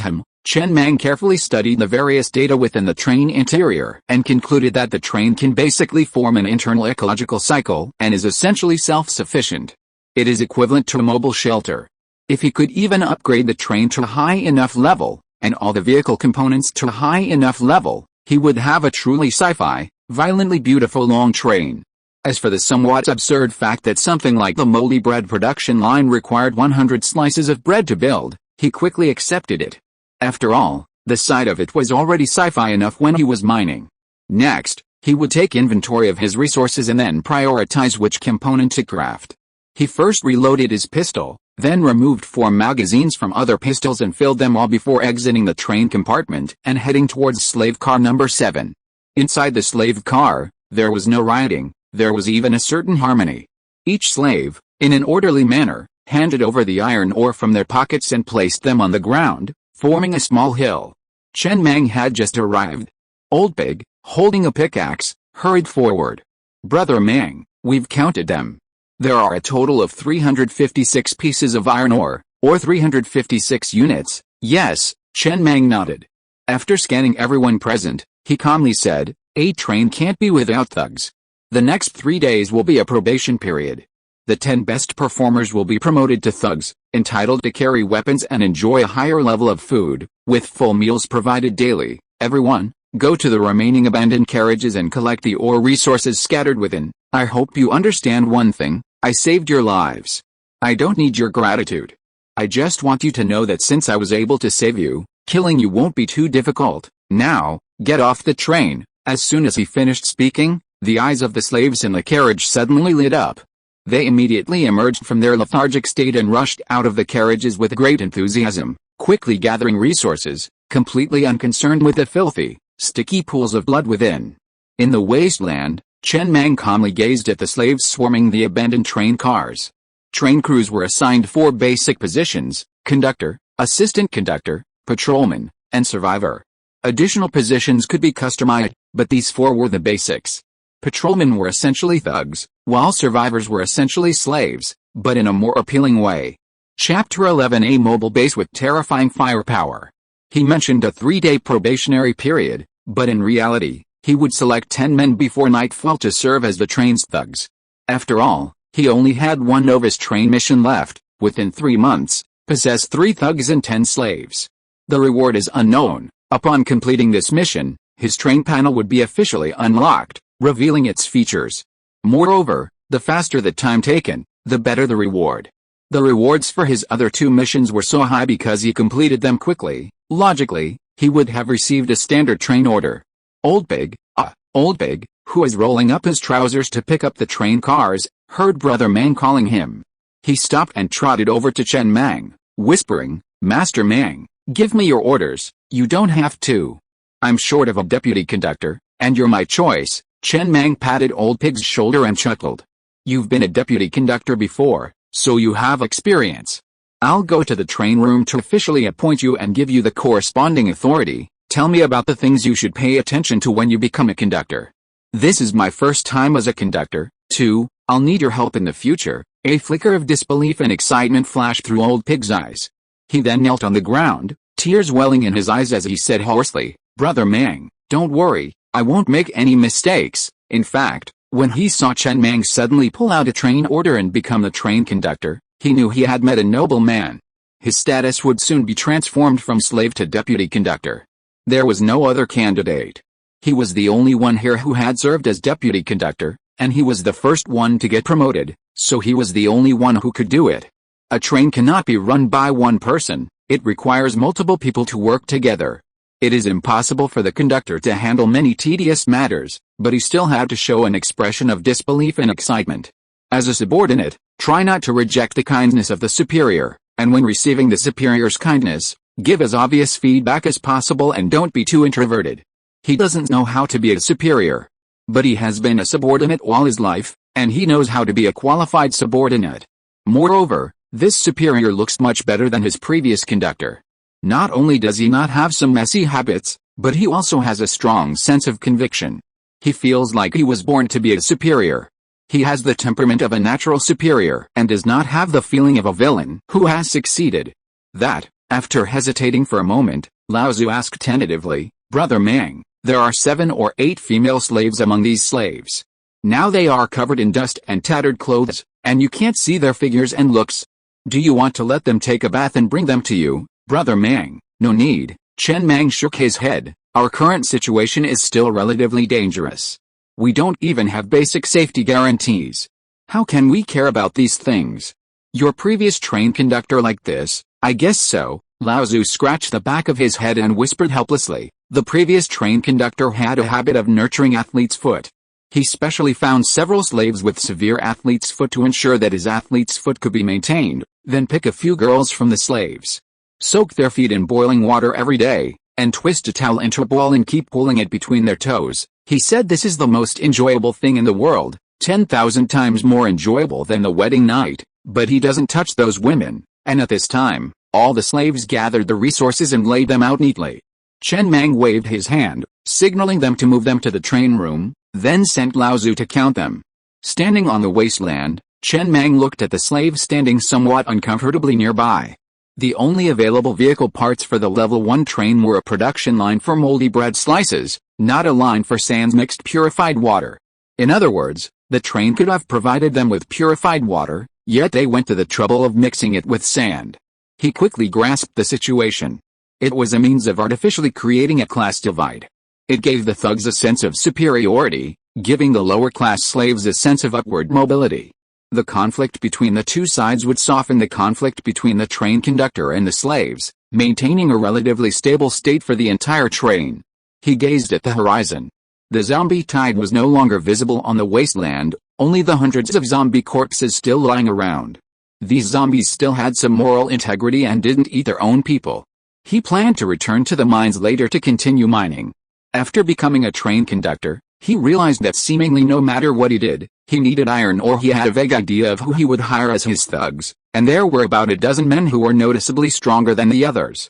Soon, Old Pig trotted over. "Brother Mang, all resources have been counted, here's the list, please review it." Chen Mang took a small, scribbled slip of paper from Old Pig's hand. He didn't know where he'd gotten it. Over 400 rounds of 12.7mm heavy machine gun, level 1 ammunition. Over 200 rounds of 9mm pistol, level 1 ammunition. 12 pistols. 1 heavy machine gun. A total of 1,500 units of iron ore, 120 units of copper ore, and 100 units of wood. Over 600 slices of bread, 300 bottles of mineral water, 100 steamed buns, and 80 packets of pickled mustard greens. Chen Mang nodded slightly, his expression rather satisfied. This made things much more straightforward. Most importantly, he had actually counted the pistols long beforehand. If Old Pig's count hadn't matched his, Old Pig would have been lying in a pool of blood by now. He clearly remembered that these pistols weren't his, yet they could harm the conductor. As long as the guns were manufactured by the train, even if the bullets weren't, they couldn't harm the conductor. That was the train's rule. Brother Mang, Old Pig, standing nearby, whispered, "Don't give these pistols to the thugs. All trains only give the thugs weapons manufactured on the train's production line. This ensures the conductor's absolute safety. If a thug or slave finds a gun while out collecting supplies and doesn't turn it in, they'll be executed immediately." Chen Mang tucked the note into his arms before turning back to the train behind him. He hadn't named it yet. For now, that was all. A level 1 train doesn't have much lethality on its own, and the main combat missions still require armed thugs to complete. As the train continues to upgrade and unlock higher-level vehicle accessories, it can truly become a mobile base with terrifying firepower. For now, it's just a vehicle. There's still a long way to go. Chapter 12, Train Construction. A total of 1,500 units of iron ore, 120 units of copper ore, and 100 units of wood. Chen Mang looked at the ore information on the slip, lost in thought. The first thing to build was definitely the carriages. At least 2 carriages were needed, one for the slaves and one to store the ore, food, and other tools. A production line for Tamron assault rifles was also needed. He said nothing more, simply walking into the train cabin alone. Standing at the control panel, he looked at the 5th red button for train construction. After pressing it, several lines of text suddenly appeared on the screen. Build 1 standard carriage. 100 units of iron ore. Build 1 locomotive. 1,000 units of iron ore. This is train construction, not vehicle accessories. Building an extra locomotive allows for a second locomotive to be installed at the rear of the train, allowing the train to turn without turning, using the other locomotive as a power source, effectively increasing its flexibility. He tapped the first option on the screen twice. The next moment, he felt a slight tremor within the train cabin. Stepping out, he saw the lone train, once standing alone in the wasteland, suddenly burst forth with countless white rays of light from the hooks at its end. These rays of light woven themselves into 2 carriages. As the rays of light gradually faded, the 2 carriages took shape, now connected to the locomotive. Looking again, his train had taken shape. Of course, the interiors of the 2 carriages were bare, empty only of sheet metal, but that was enough. How much better could the slave carriages expect? These days, even survivors were lucky to have a train to rely on. "Not bad," Chen Mang said, standing in front of the train with a satisfied expression, surveying it. He felt a surge of pride, a sense of belonging to the world. Perhaps one day, he could truly build a doomsday train that roared across the wasteland like a long dragon. 200 units of iron ore were consumed. He walked into the second car and pulled out his blueprint for the Tamron assault rifle production line. It was a pale blue, translucent sheet of paper that felt like plastic and looked a bit fragile, though he wasn't so naive as to test its durability. With a blueprint, one could craft specialized vehicle parts. A train can craft more than just the parts displayed on the control panel. While those parts don't require blueprints, other, more specialized vehicle parts do require blueprints. This production line part is green in grade. Crafting it requires 500 units of iron ore. After consuming 500 units of iron ore, the blueprint shattered and transformed into green dots of light, forming several beams of green light within the car. These beams eventually weaved together to form a production line approximately 6 meters long.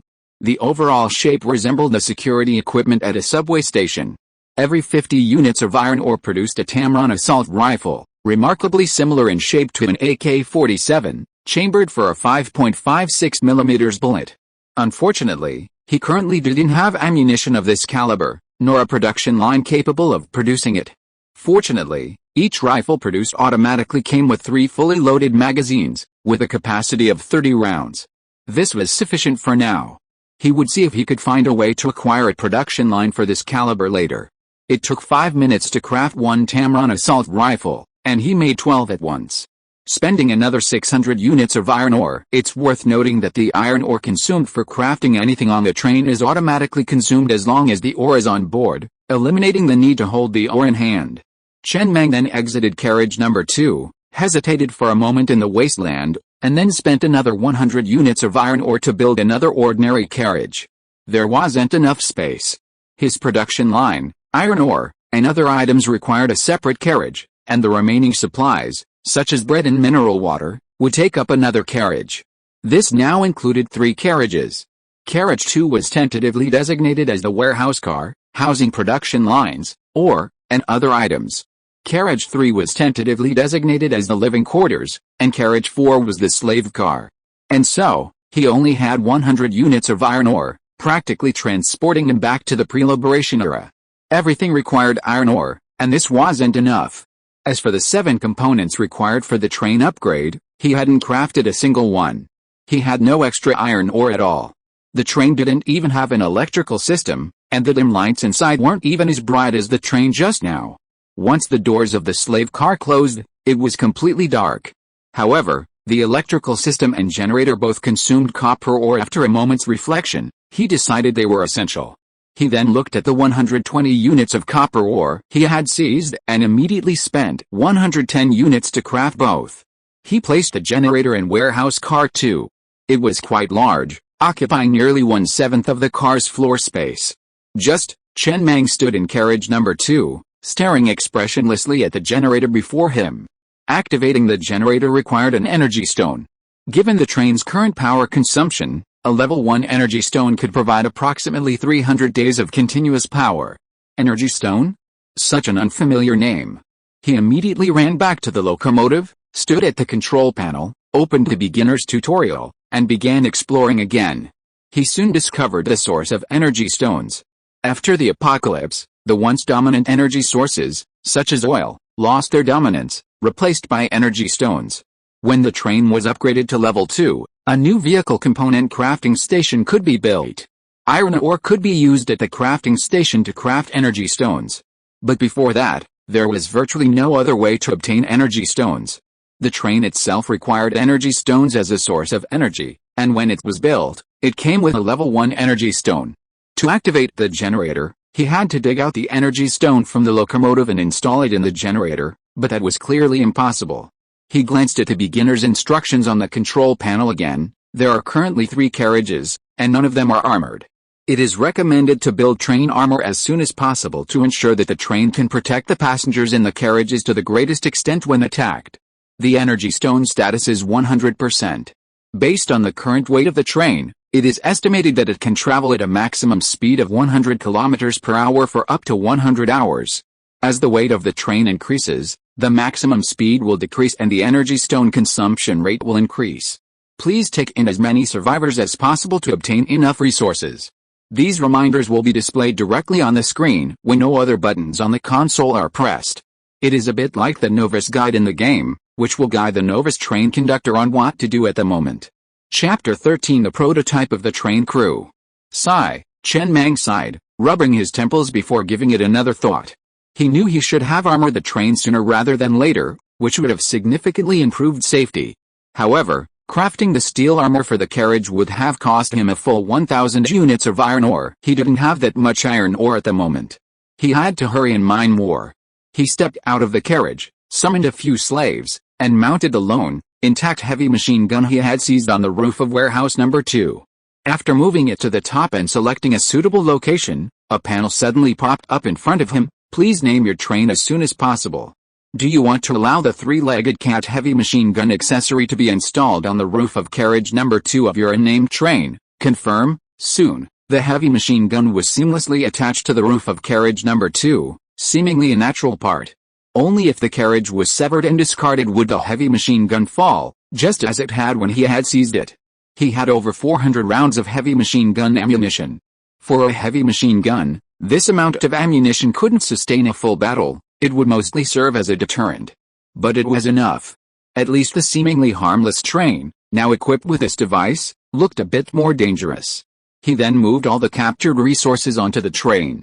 After having all the slaves packed into his carriage number 4, he prepared to depart. Meanwhile, the batch of Tamron assault rifles had been crafted.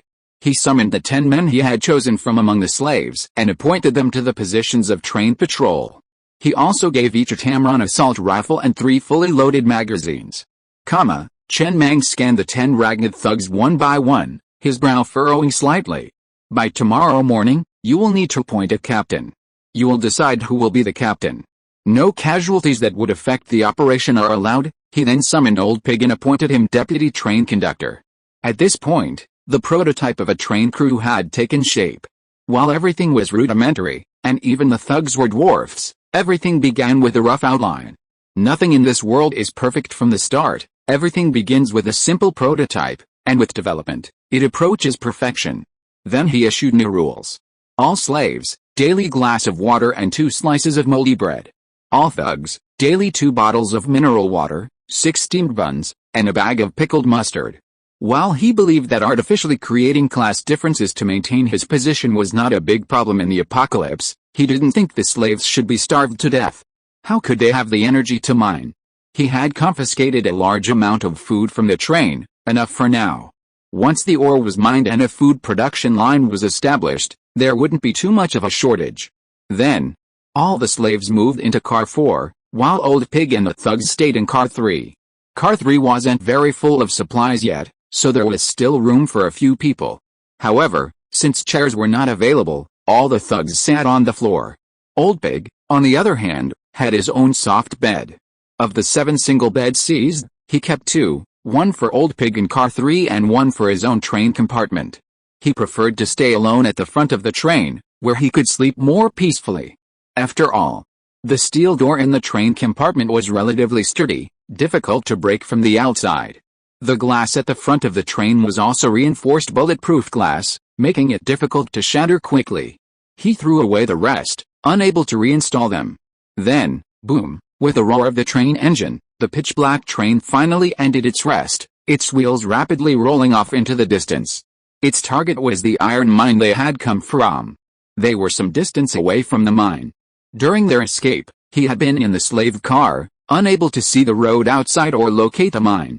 However, the train left tracks across the wasteland. They only had to follow the tracks back in the direction they had come. His current wheels were still the most common, not particularly fast, but they were sufficient for the time being, at least on the relatively flat terrain of the wasteland. Inside the train, Chen Mang looked at Old Pig beside him and chuckled. Tell me about the demise of your previous train conductor. See if we can learn anything from that. He had just used the intercom, also confiscated, to get Old Pig from Car 3 all the way to the front of the train. It was also a zombie tidal wave. Lao Tzu shook his head, a flicker of fear in his eyes. Zombie tidal waves of this magnitude are actually rare in the Dealing Wasteland. The last time we encountered one wasn't nearly as large. That train was only a level 1, not very fast, and we fled into the city ruins. The ruins blocked the train's progress. In a panic, everyone abandoned the train and fled, only to be swept up in the zombie tidal wave. Nearly everyone died at the hands of the zombies. I ran faster, diving into the alleys of the city ruins without looking back, and that's how I managed to escape. Large-scale zombie tidal waves are usually led by a leader, and zombie tidal waves don't usually go deep into the ruins. That's how I saved my life. So, Chen Mang narrowed his eyes slightly and nodded. It seemed like he had been lucky to have escaped death this time. The zombies he could command were definitely not level 1. If the zombie had noticed him, his shielding device wouldn't have been effective. But, logically speaking, a single carriage would still be very conspicuous among the zombies. It shouldn't have gone unnoticed. Could the zombie in charge be a level 1? He gazed out the window at the desolate wilderness, his gaze finally settling on the locomotive section. Before departing, he had used the Earth's core furnace to devour the abandoned trains. It took a quarter of an hour, yielding a total of 600 units of iron ore. The scene was quite stunning. The locomotive opened wide, swallowing the abandoned carriages like a yawning maw. Countless gears whirled within, grinding the metal into powder. Are there no other gathering places after the apocalypse? I guess so. Lao Tzu paused before continuing. For some reason, many monsters are unwilling to go deep into the city ruins, so there are many survivors hiding in the city ruins. In addition, I learned from the train radio that there are some large gathering places established after the apocalypse, and there are several trains in those gathering places, but the distance is too far, and the former train conductor didn't plan to check it out. Oh, Chen Mang was suddenly confused. In this case, the city ruins are still safe. At least getting food should be much easier than in the wilderness. Then why are all these survivors running on the train? Lao Tzu was a little speechless for a moment, and after a while he whispered, Brother Mang, the slaves were all caught on the train.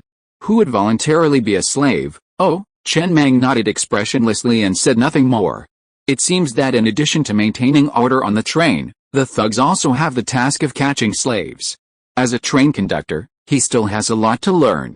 At that moment, the birthmark on the back of his hand suddenly felt slightly warm again, and a smile suddenly appeared in Chen Mang's eyes.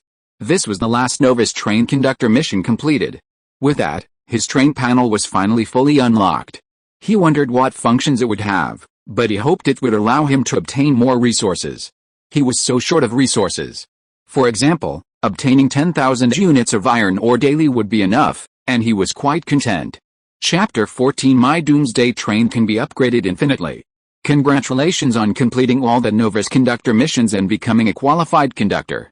You've officially unlocked the conductor panel, granting the following benefits: infinite upgrades.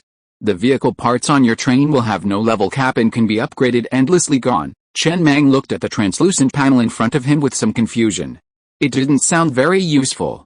Just the fact that the vehicle parts had no level cap and could be upgraded endlessly didn't seem very useful. When in doubt, he asked Lao Tzu. After all, Lao Tzu had served as a deputy conductor before, so he knew better than he did. That was the main reason he gave Lao Tzu the deputy conductor title. He already had a certain understanding of this world. This world itself had been semi-digitalized, and many things had panels, such as trains and vehicle parts. For example, gasoline's retirement from the energy sector wasn't because it was no longer usable, but because it couldn't be used by trains. Everything that couldn't be used by trains was gradually fading into history. And yet, his conductor panel was unique to him. It was a bit like a small plug-in in a game, or, more simply, a USB drive. So far, so good. After completing 3 novice missions, his cheat code was fully activated. However, he was a little confused about its effectiveness. He wasn't sure if it was a little transparent or just a straight-up blast. After all, even USB flash drives vary. Old Pig, Chen Mang said, tilting his head to look at Old Pig. Does each vehicle accessory have a level cap? Yes, Old Pig nodded immediately. It was finally time to demonstrate his abilities. He spoke seriously. Vehicle accessories come in different grades, like white, green, and blue. Higher grade accessories are rarer, and their level caps are higher. Many white accessories, for example, only max out at level 2. For example, I know of a white accessory called the wheel blade. It adds 2 sharp steel blades to each side of the train. If a zombie horde hits, The entire train will transform into a single blade, severing any zombies that stand in its way. These aren't craftable accessories built into the train. The blueprints are randomly dropped by killing monsters in the wild. The previous train conductor obtained this blueprint during a battle against a zombie horde. This component can only be upgraded to level 2. While the blade becomes larger and sharper after upgrading to level 2, that's all it is. It's just a white component, after all, for overkill 1 week. A strong train truly relies on high-grade components. Chen Mang's mouth slowly opened wide, and he gazed at the birthmark on the back of his hand in a daze. Now he completely understood the meaning of the phrase infinite upgrades. In other words, even a white component can be upgraded without limit. A level 2 blade might be, as Lao Tzu said, for overkill 1 week. But, what about a level 10 blade? A level 20, a level 50, a level 100 blade? Wherever his train passes, nothing will grow. This is a sure thing. Even in the world of USB flash drives, this panel of his is far ahead. My parameters surpass yours. Huh? Chen Mang took a deep breath. Damn it. He didn't know why the birthmark he'd been born with had such a powerful effect after crossing into this world, but who cares? It was likely that he'd been a good person for 9 lifetimes, and this was his reward in this life. He currently only had one level 2 vehicle accessory, the Earth Core Furnace. A level 1 Earth Core Furnace could only consume level 1 trains. Just now, to consume those abandoned level 2 trains, he'd spent his last 100 units of iron ore upgrading the Earth Core Furnace to level 2. Now he only had 600 units of iron ore. What a shame. These slaves still needed to sleep. Otherwise, if they kept the wheels running 24/7, he'd have more iron ore first, upgrade the train to level 2, then capture more slaves from the nearby city ruins to obtain more iron ore, and build a stronger train. Repeat this cycle until his train roared unbridled across the wasteland. Half an hour later, Chen Mang returned to the iron mine entrance. Just like before, under the roars of the thugs, the slaves emerged from the train cars one after another, picked up their pickaxes in an orderly manner, and began mining. This scene was terribly familiar, as if it had happened before. However, this morning he had been among the slaves, while now he was standing in the train compartment. Perhaps the apocalypse wasn't without its advantages. With a bit of luck, the transition from slave to conductor took only a few hours. In peacetime, it took more than just luck to make the transition from slave to conductor. Inside the train compartment, Chen Mang looked at the screen displaying the train crew. So far, there were 10 thugs and 81 slaves on this train. Each name was in white. When someone died, the name would turn black. This feature allowed the train conductor to more clearly identify the life or death status of his passengers. He must have killed the slave in the train compartment last night, and this was the reason the thugs rushed to the scene immediately. It's just that, Chen Mang narrowed his eyes slightly, tilting his head to gaze off into the distance. Since he possessed this ability, the original train conductor must have known that their slaves were not dead, and had even left their original train and joined another. Could the escaped train conductor come back to find them? But, it was only one train conductor who had escaped. Even if it returned, he wasn't too afraid. After all, he still had 10 thugs armed with assault rifles and a heavy machine gun, so he wasn't completely without means of self-defense. Elsewhere in the wasteland, inside a somewhat dilapidated train conductor, a portly man stared at the train crew on the screen and froze in his tracks. He had been grieving over the dead slaves. Capturing those 300 slaves had taken a lot of effort. Now all dead. Making a comeback would be incredibly difficult. But, the train crew column showed that nearly 100 of his slaves had survived, having joined an unnamed level 1 train. One of them, Chen Mang, had even become the train conductor. How could it be possible? He had abandoned those slaves in the horde of corpses. How could they possibly have survived? Could it be? The man's eyes were filled with rage. It must have been some lucky encounter for the slave named Chen Mang. This wasn't surprising. Opportunities abounded in the wasteland. With a bit of luck, anything was possible. But what infuriated him was that, having risked his life to survive, his slaves had somehow found a way to become train conductors. How could this be tolerated? A newly built train was essentially inoffensive, like lambs to the slaughter. Now that the horde of corpses had been shaken off, his most important task was to find those slaves, kill the conductor, and retrieve his slaves. He didn't know their location, but a new conductor would likely quickly recognize the importance of the iron ore, so, if nothing unexpected happened, Chen Mang would have returned to the mines. He only needed to return to retrieve his slaves. "Thank you so much," the portly man suddenly laughed, his eyes flashing with gloom and excitement. "If it weren't for you, my 100 slaves might have died long ago. As long as I can find these 100 slaves, it will be much easier to make a comeback." If you are listening to this novel on a channel other than Fanfic World, it means it was downloaded and re-uploaded without effort. We warmly invite you to visit our channel, Fanfic World. There you will find the original version of this story and many other novels of various genres. We look forward to seeing you dive into a world of incredible novels. Chapter 15 White Accessories, Blade Blueprint. The portly man was none other than Master Kun, the conductor of Chen Mang's original train. Now, the locomotive was packed with 10 people. Master Kun, one of the men, baton wielding, hesitantly whispered, "We've abandoned the car with the heavy machine guns. Right now, our locomotive has almost no offensive capabilities. How about using that blade blueprint? That would give us some offensive capabilities." If Chen Mang were here, he would have recognized the man instantly.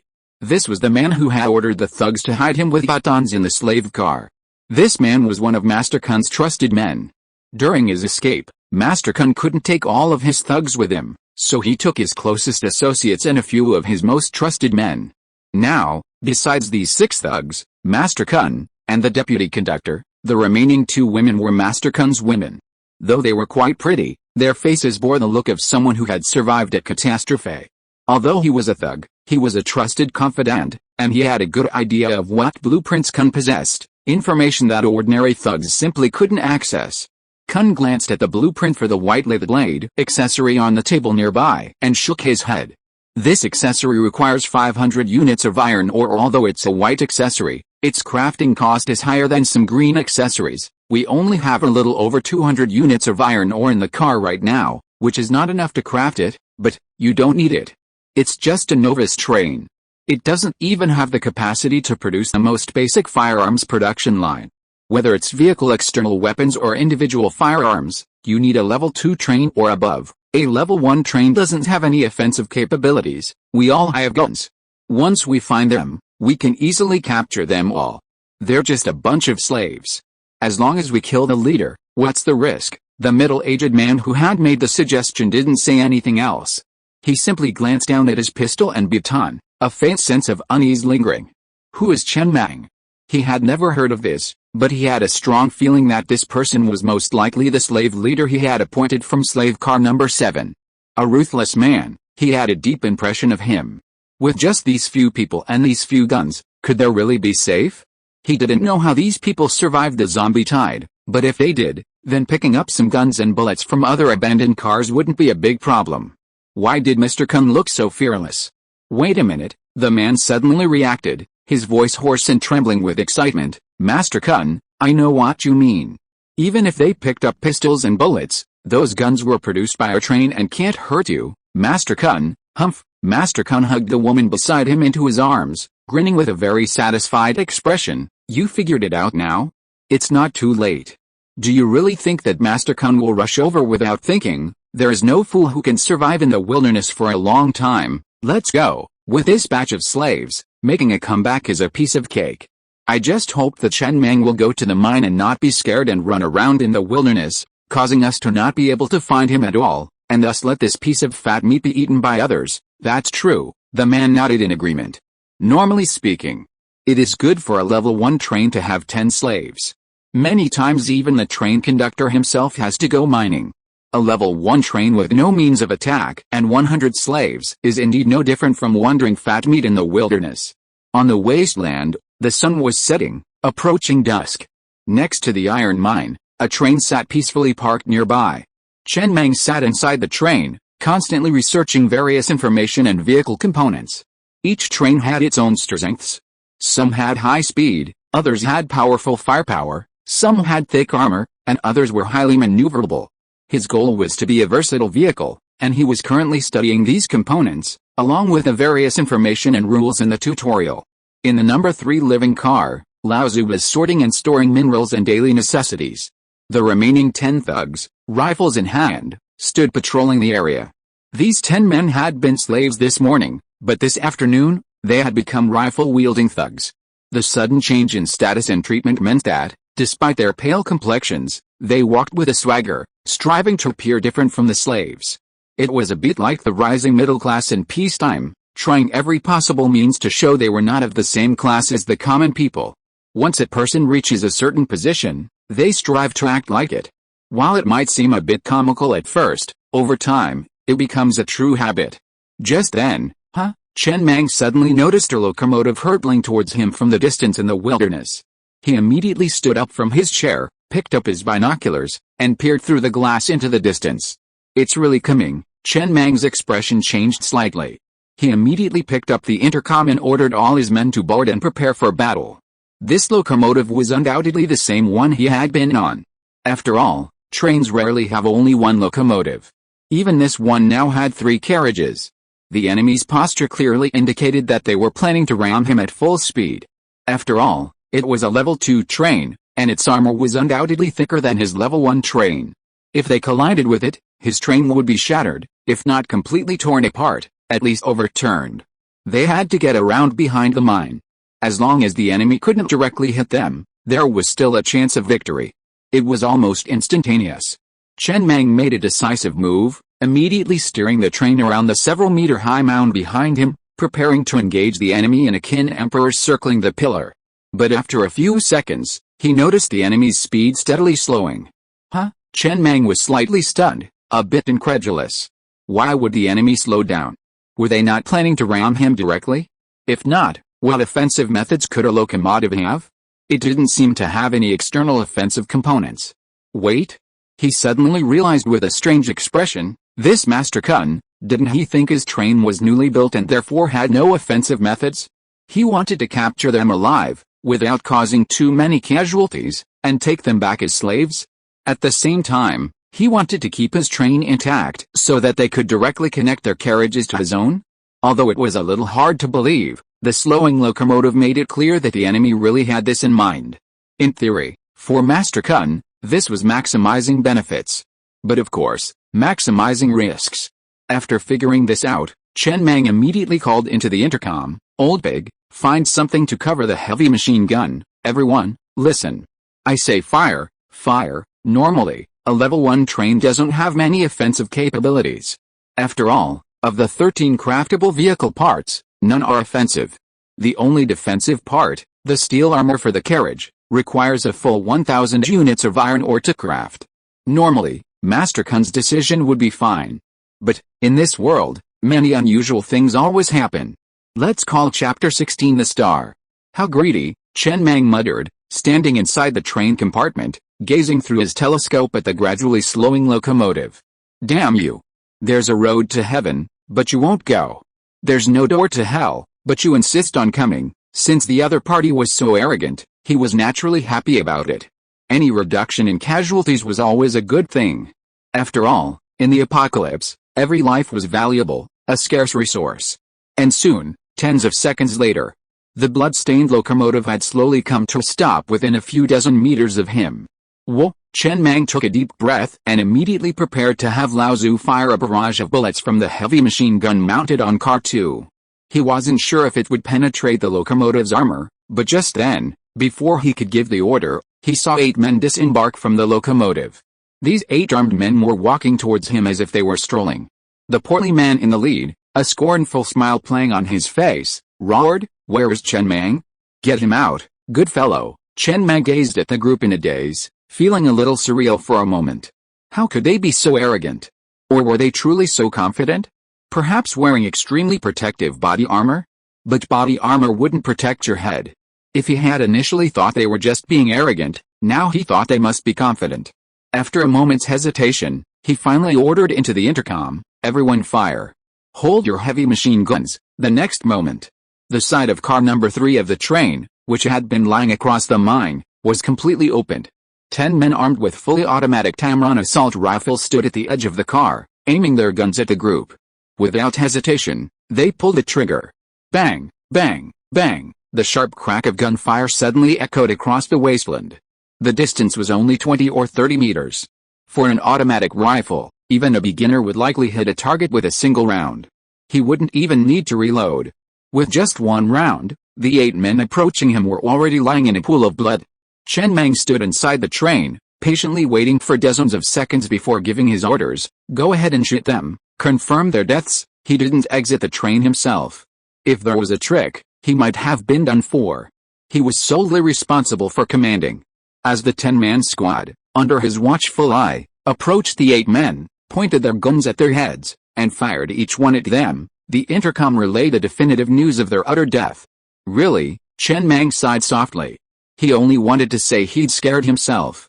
He'd expected a fierce battle, but who knew it would be so easy? This incident had taught him a lesson. No matter the enemy, he must give his all. Then he stood up, assault rifle in hand, and walked out of the train, surrounded by thugs, toward the nearby train. He wondered if there were any valuables inside. With the death of its owner, the train itself was now ownerless. Inside the train, 2 women huddled in a corner, their mouths tightly covered with fear and panic. Chen Mang waved his hand, signaling his thugs to escort the women out first. He then searched the entire train compartment alone. There was only a small amount of iron ore and some food. It was obvious that, in his haste to disconnect the train cars when surrounded by the zombies, Mr. Kun had taken almost nothing. Suddenly, he noticed a blueprint on the control panel and immediately approached it. Blueprint name, turning blade. Blueprint grade, white. Crafting cost, 500 iron ore. Chen Mang was slightly taken aback. Wasn't this the wheel blade the white accessory old pig had mentioned? One that could only be upgraded to level 2, a transitional accessory for those in their weaker days. He'd even wondered, with his unlimited upgrade abilities, what would it be like to upgrade it to level 10? However, this accessory wasn't built into the train itself. It would drop randomly from monsters killed in the wild. He didn't think about it again. He hadn't expected to have the wheel blade blueprint so soon. Master Kun had sent it all the way to him. Sending a blueprint from 1,000 miles away was a gesture of deep affection. Very good, Chen Mang grinned with satisfaction and carefully pocketed the blueprint. He would use it later to see what effect it had. It would be best to upgrade it to level 10 as soon as possible to see if there would be any significant changes. After completing all this, he gestured for his thugs to move the resources and food from the train compartment. He then prepared to return to his own train to devour the locomotive with the earth core furnace, thereby recovering some resources. Passing by the 8 people lying in a pool of blood, Chen Mang looked at the corpse of Master Kun, whose eyes were filled with resentment, and sighed softly. He felt a little sad. This incident made him, who was already a little cautious, even more vigilant when facing the enemy in the future. In the apocalypse, any arrogant behavior is like wanting to see your great-grandmother as soon as possible. Then he noticed that there were 3 familiar faces among the 8 people. They were the 3 people who swung the baton at him. He had thought that these 3 people had long been killed by the zombies, but he didn't expect them to appear here. It was indeed fate. Chen Mang curled his lips and was about to raise his rifle to fire a burst of bullets at the 3 people, but then he thought better of it and decided to save some bullets. Lao Tzu was quickly collecting the firearms carried by these people.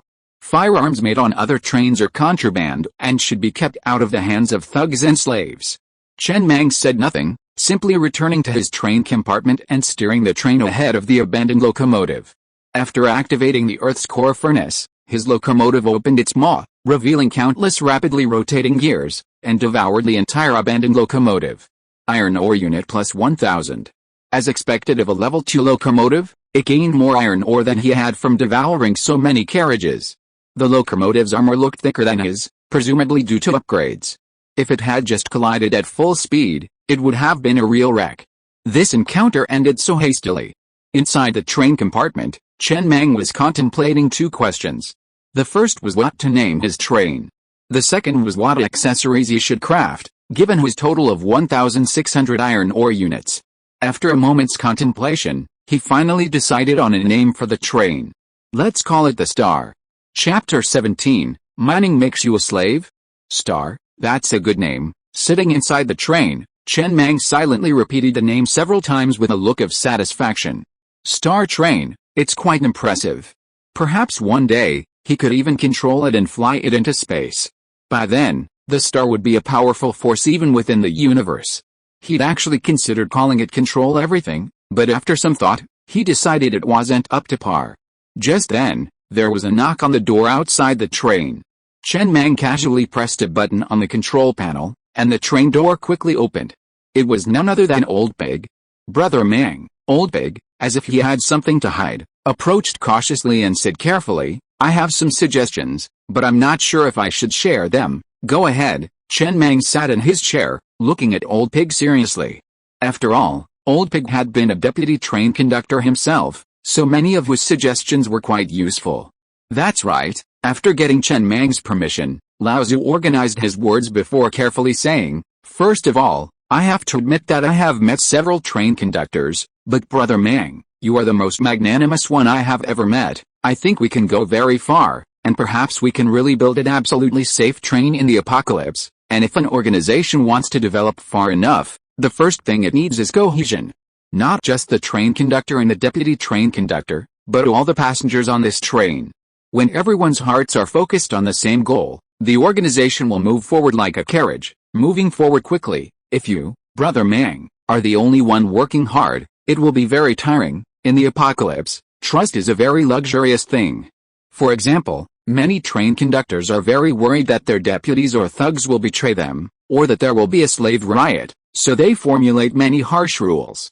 Once the rules are violated, they will be shot on the spot, and the entire organization will be ruled by iron-blooded means, but I have always felt that these are unnecessary.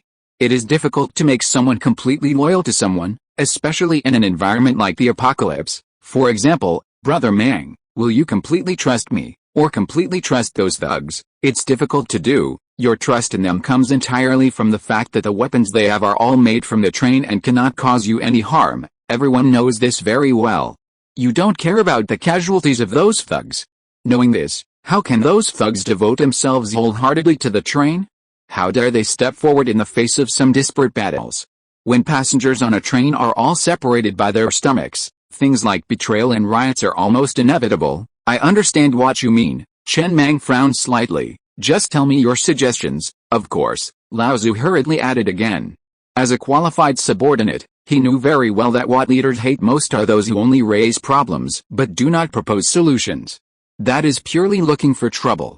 Everyone will find problems, but the main thing is solutions. Making everyone loyal to you, Brother Mang, is a very difficult thing to do, and it's also very difficult to show it in practice, but making everyone loyal to the train is very easy to do. Make everyone feel that they are a part of the train.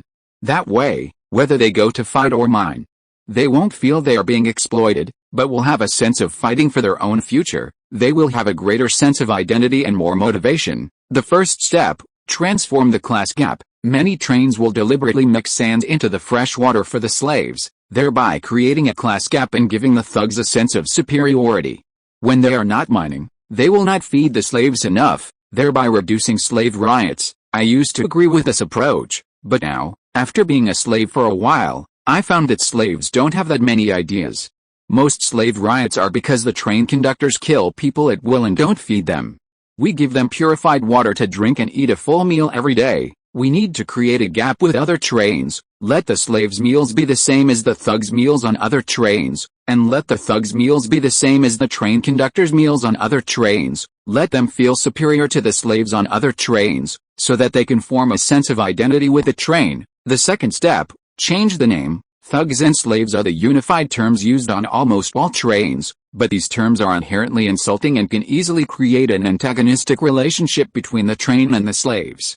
We protect their safety and provide them with food every day. This is clearly a good deed in the apocalypse, so why use such insulting terms? To be more blunt, even in peacetime, it's hard to find a job that provides food and shelter, let alone in the apocalypse. We are clearly doing good things, so why should we bear the stigma? Slaves will be changed to passengers, and thugs will be changed to guards. The change in terms will make them more identify with the train itself, and give them clear enough promotion channels, so that existing slaves and future slaves will have clear goals to strive for. Add another carriage to give the slaves enough space to move around.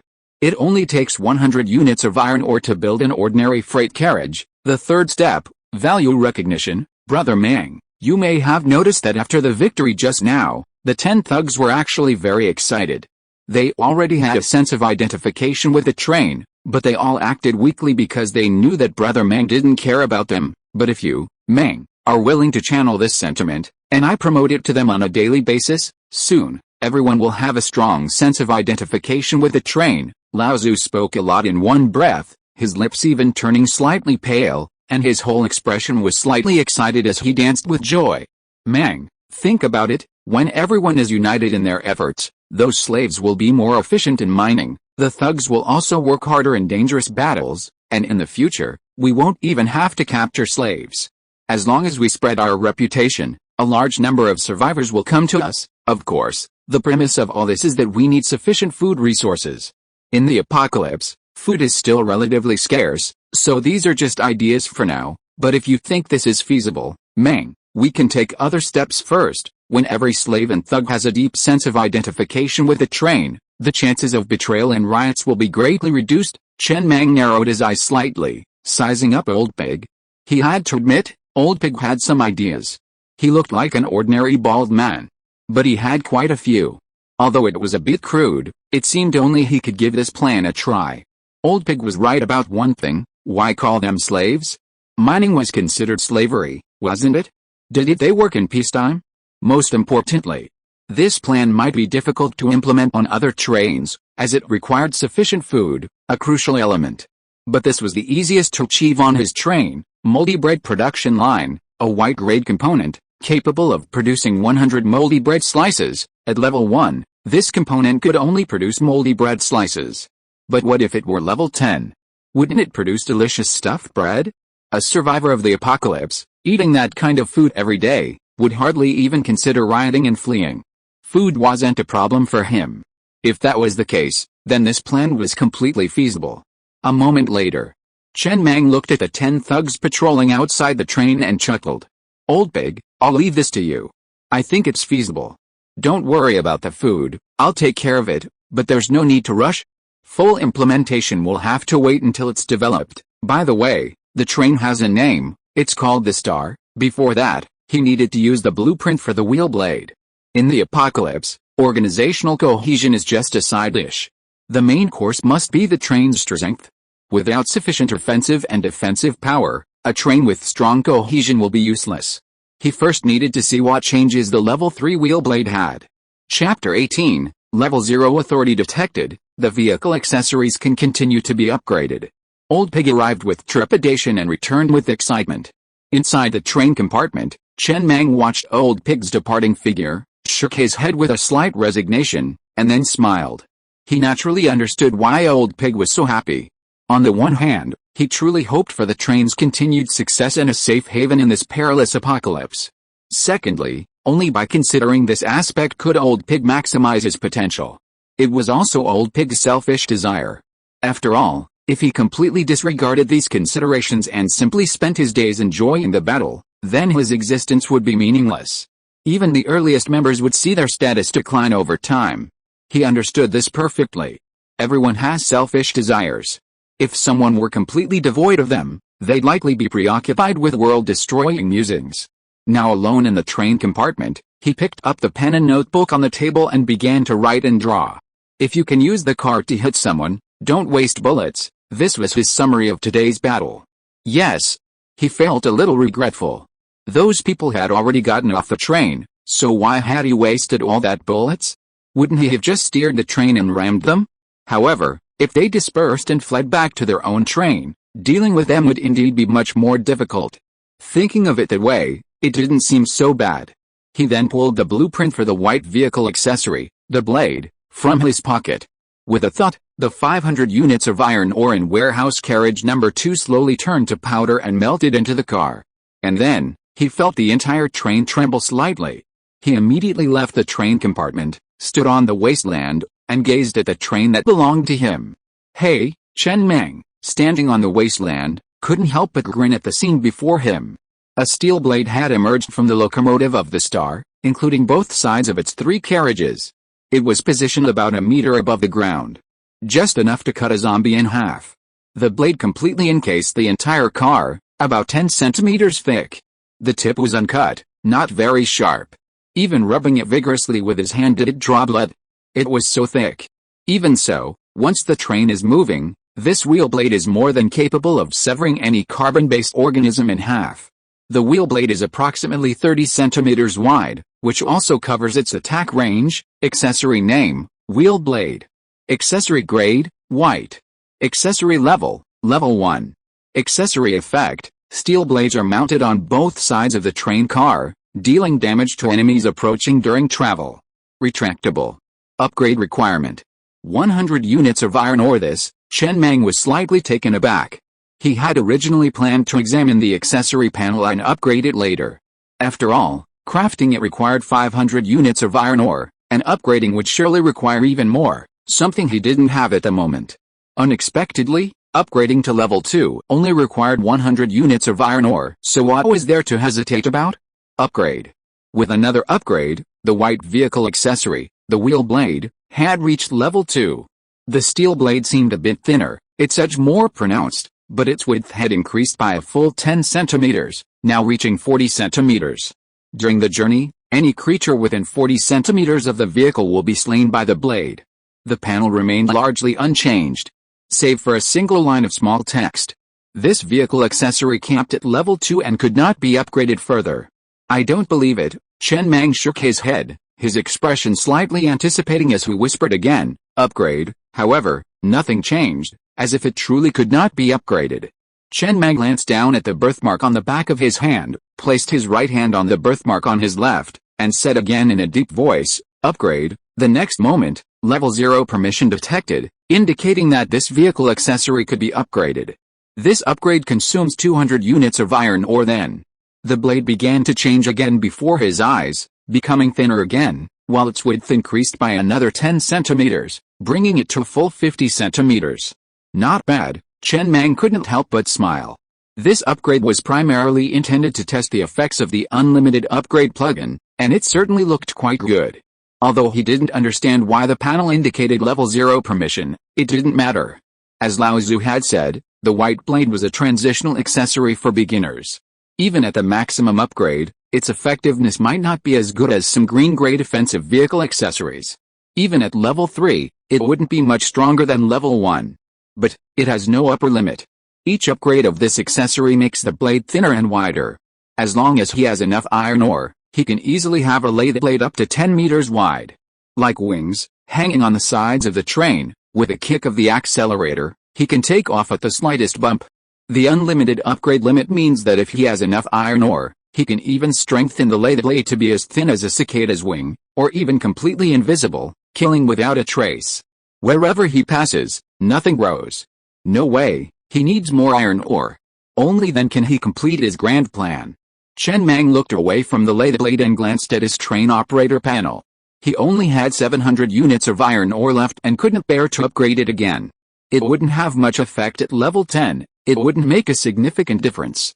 Each slave could mine 1 unit of iron ore per hour, so if he mined for 12 hours a day, he could get 12 units. He had 81 slaves. The maximum he could get in a day was 972 units. Mining for a maximum of 12 hours was a bit much. Any more would be too much. Most importantly, it was difficult to guarantee there would be ore every day, given the many unexpected events in the wasteland.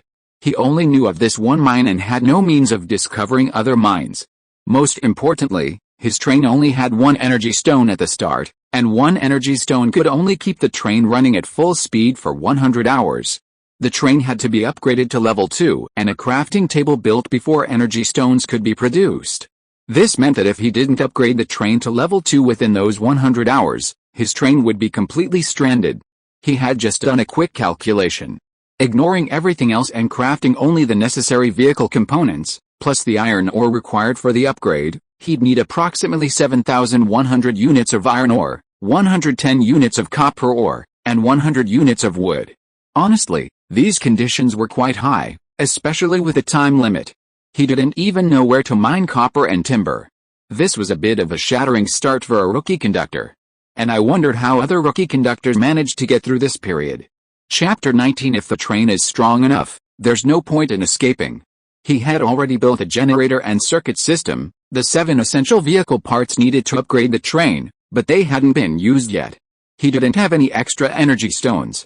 As for the energy stone for Kun Yi's train, he tried to remove it, but it wouldn't come out. Clearly, it wasn't the kind of part that could be removed. He didn't dare to smash it with his pickaxe, lest it explode and he'd have to leave it here. Of the 7 essential vehicle parts, 5 remained unbuilt: the purified water filter, the hot wheels, the steel armor for the carriages, the pickaxe production line, and the axe production line. He had to upgrade the train to level 2 quickly to avoid a breakdown. He didn't have any purified water yet, but the armor was too expensive. He had plenty of captured pickaxes, so he had to build a hot wheel to increase the train's speed. When capturing an enemy train, some vehicle parts, like the 3-legged cat heavy machine gun, could be removed, but many, like the armor and the hot wheels, couldn't be removed. Wait, just then, Chen Mang suddenly thought of something. He had no shortage of pickaxes at the moment, but as the pickaxe production line upgraded, would the resulting pickaxes mine faster? He quickly returned to the train compartment and opened the beginner's guide on the control panel. After scrolling through the screen for a long time, he finally found the information he was looking for in a corner. The pickaxe production line is green grade, with a maximum level of 3. With each upgrade, the pickaxes produced can mine higher level mines. Can it only mine higher level mines? Chen Mang glanced at the line of text, his brows furrowed slightly. It wasn't useless. At least from now on, it seemed that only he would be able to mine mines of level 4 and above at will. Even if others could obtain a level 4 pickaxe, it probably wouldn't be as easy as he did. It was just a little different from what he had imagined. There was a slight gap.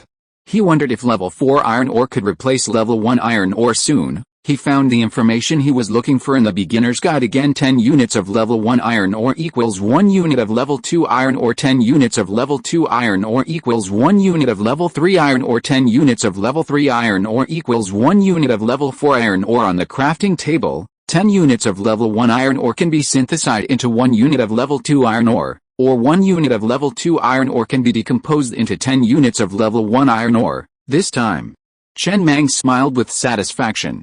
This meant that as long as he found a level 4 mine and upgraded the pickaxe production line to level 4, every unit of level 4 iron ore he obtained would be equivalent to 1,000 units of level 1 iron ore. This made the problem much simpler. Just finding a single level 4 iron ore would solve his current resource shortage. There were basically 2 ways to find a mine: ask other train conductors over the train radio, or use the resource detection radar to detect nearby resource areas while driving. Both of these are craftable accessories that come with the train after it reaches level 2. In other words, once his train reached level 2, all of his current problems would be basically solved. After breaking down and refining the problem, he quickly arrived at the optimal solution. This way, the goal will be clearer, so that he won't be like a headless fly, feeling that he lacks this and that, not knowing what to do, and just freezing in place. After breaking down the goal and sorting out the logic, he looked at the 5 must-make accessories and finally chose 3. Pure water filter, hot wheels, and pickaxe production line. He placed a filter in the number 3 living car, and the pickaxe production line was only placed in the number 2 warehouse car. The current car planning is not very perfect, but there are no other resources to build extra cars for the time being, so he can only make do with it for now, and arrange it carefully when there are more resources in the future. These 3 accessories consumed a total of 700 units of iron ore. He was completely penniless, and now he didn't even have a single unit of iron ore. It takes 10 units of iron ore to produce a pickaxe. The pure water filter can filter all liquids, such as urine and rainwater, into drinkable pure water. Its shape is rather disgusting, a bit like a toilet. Once upgraded to level 2, it can directly produce mineral water, consuming 1 moldy slice of bread for each bottle. The hot wheels automatically replace the existing ordinary wheels. This significantly increases the train's speed. However, its drawback is obvious: it's virtually impossible to navigate zombie hordes or difficult terrain, and the risk of overturning is high. At this point, he only has 2 essential components left to upgrade his train: the steel armor carriage and the axe production line. The steel armor carriage is the most expensive of the bunch, requiring a full 1,000 units of iron ore. Even more problematic is that it's calculated per carriage, meaning 1,000 units of iron ore can only armor 1 car. To armor all the cars on the train, more iron ore is needed. Fortunately, simply armoring any car meets the upgrade requirements. No wonder only the front end of Kun's train is armored. How frustrating! Inside the train, Chen Mang gazed out the window at the mine and sighed helplessly. The slaves were still mining in the mine, and with no way out for a while, He was almost tempted to pick up his pickaxe and go out to work himself. He needed more slaves. Oh no. He had to break the habit. According to Lao Tzu, it should be more passengers and survivors. There wasn't enough iron ore. It was a shame he wasn't qualified to build a train radio, otherwise he'd really like to know how other train conductors managed when they were short on resources, lacking sufficient information exchange. But then he suddenly remembered something. He wondered if his earth core furnace could refine all the small pistols and ammunition he'd captured. He immediately stepped out of the train compartment, activated the earth core furnace, and with its bloody mouth opening, he tossed a pistol into it, quickly obtaining 10 units of iron ore. Chen Mang curled his lips. It was a little small, but not so bad. A little bit still counts.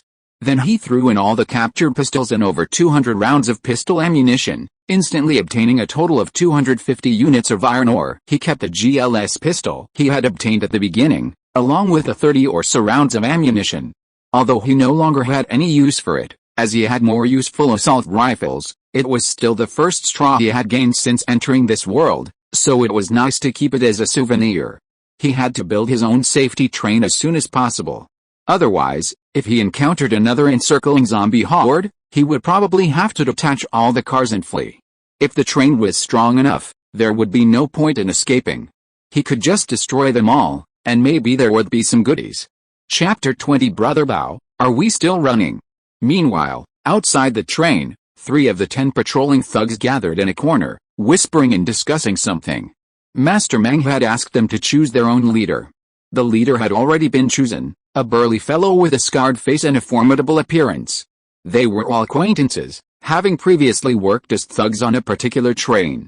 Later, while out collecting supplies, they encountered a monster and fled in panic, where they were abducted and enslaved by Master Kun.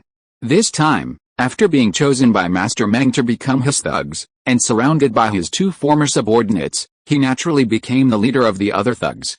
They had only just been chosen, and hadn't had time to report the matter to Master Mang. Brother Bao, a thin boy beside him, glanced at the train with a worried look on his face, then leaned over to Brother Bao and whispered, "Are we still going to run? This time, the conductor looks younger than me. Can we trust him?" The 3 of them had originally planned to find a way to escape when Master Kun's train reached some ruined city, keeping a low profile. However, plans couldn't keep up. Master Kun had suddenly become Master Mang, and the 3 of them had been chosen as thugs. Run, the burly man known as Brother Bao hesitated. They were all thugs now, and he was a small-time leader, to put it bluntly, the train's 3rd in command. Was there still a reason to run? With the world in such a state, where could he run? Even if he ran back to the original train, he would be just an ordinary thug, without any status or power. Of course, the original train had over 30 thugs on board, making it a Class 2 train, significantly larger and safer than Master Mang's. He was originally a construction contractor, with a team of fellow workers, all of whom possessed immense strength. After a period of frantic flight for survival, he fortunately obtained a train order.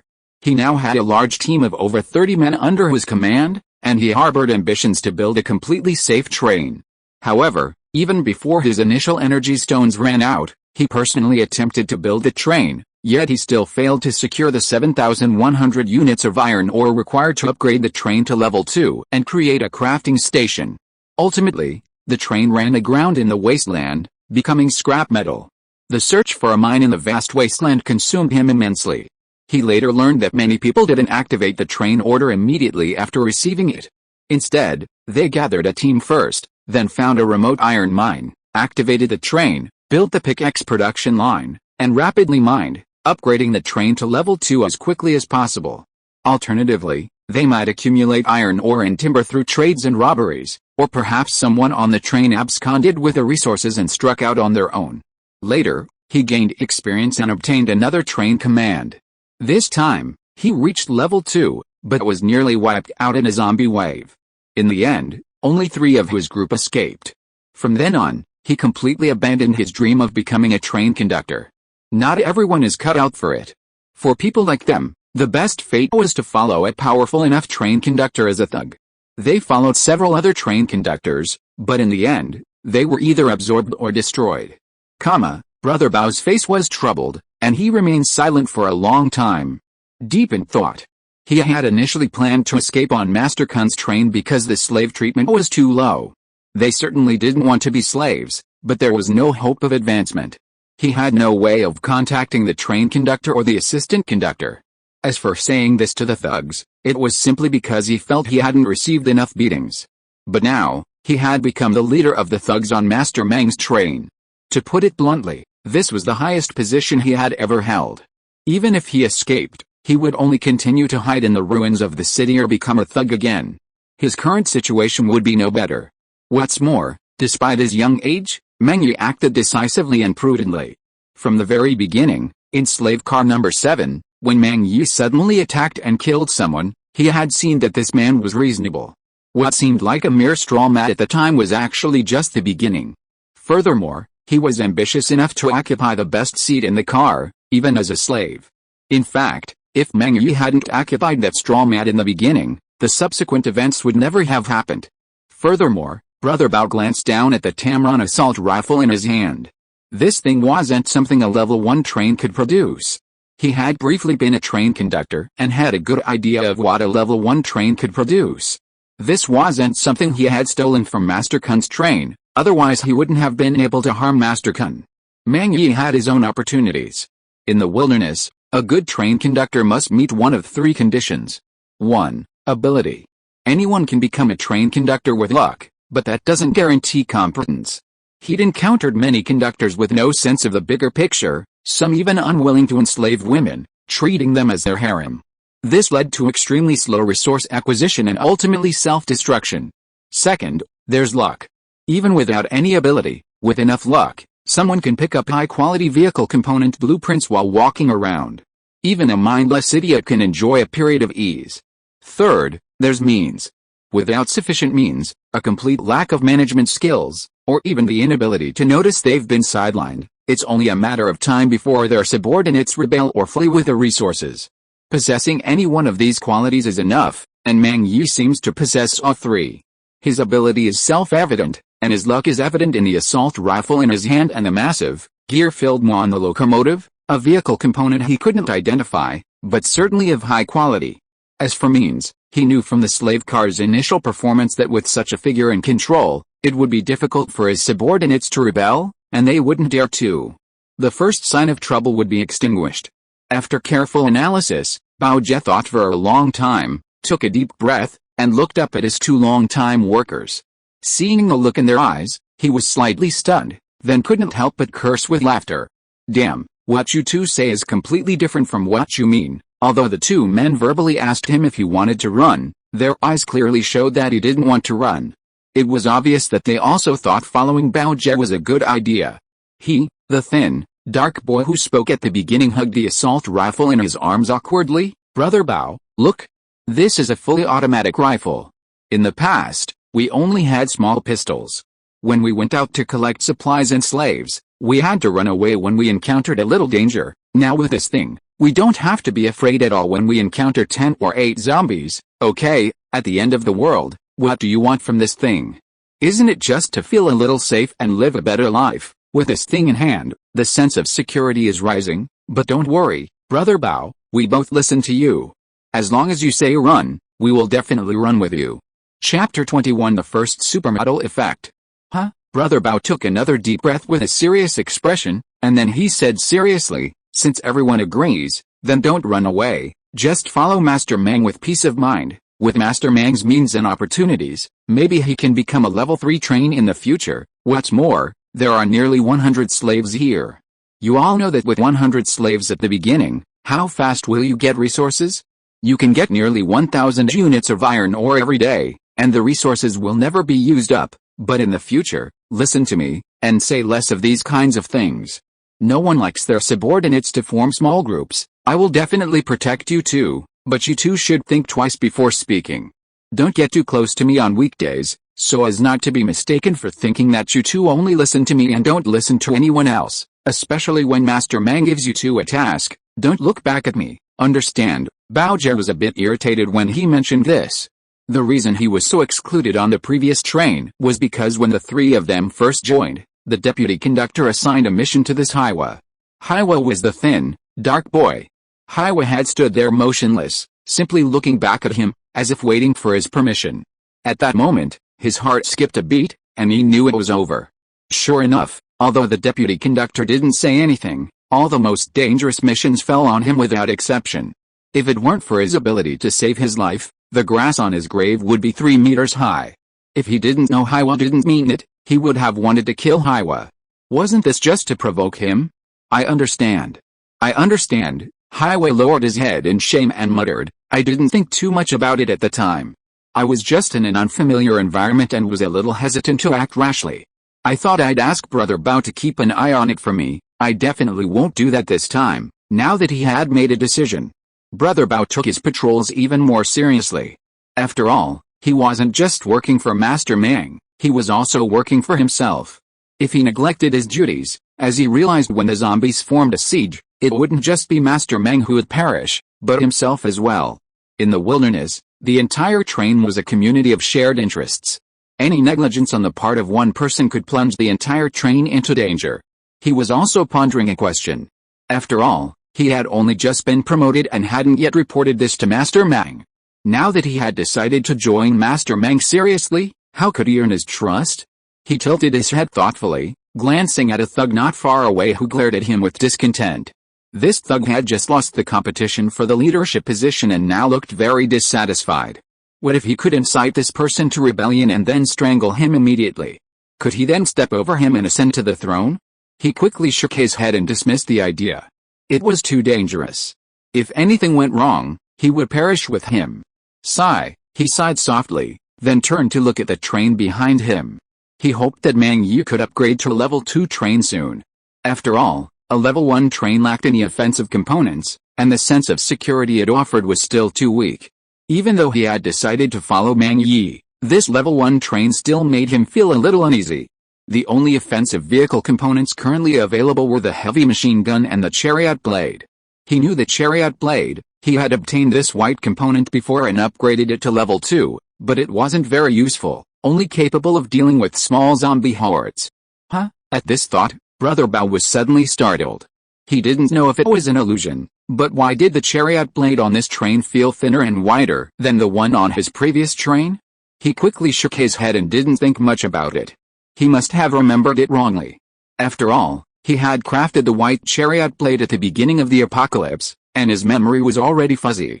Inside the train, Chen Mang looked out the window at the sky, then glanced at the clock. It was already 10 o'clock in the evening, so he could send the slaves aboard to rest.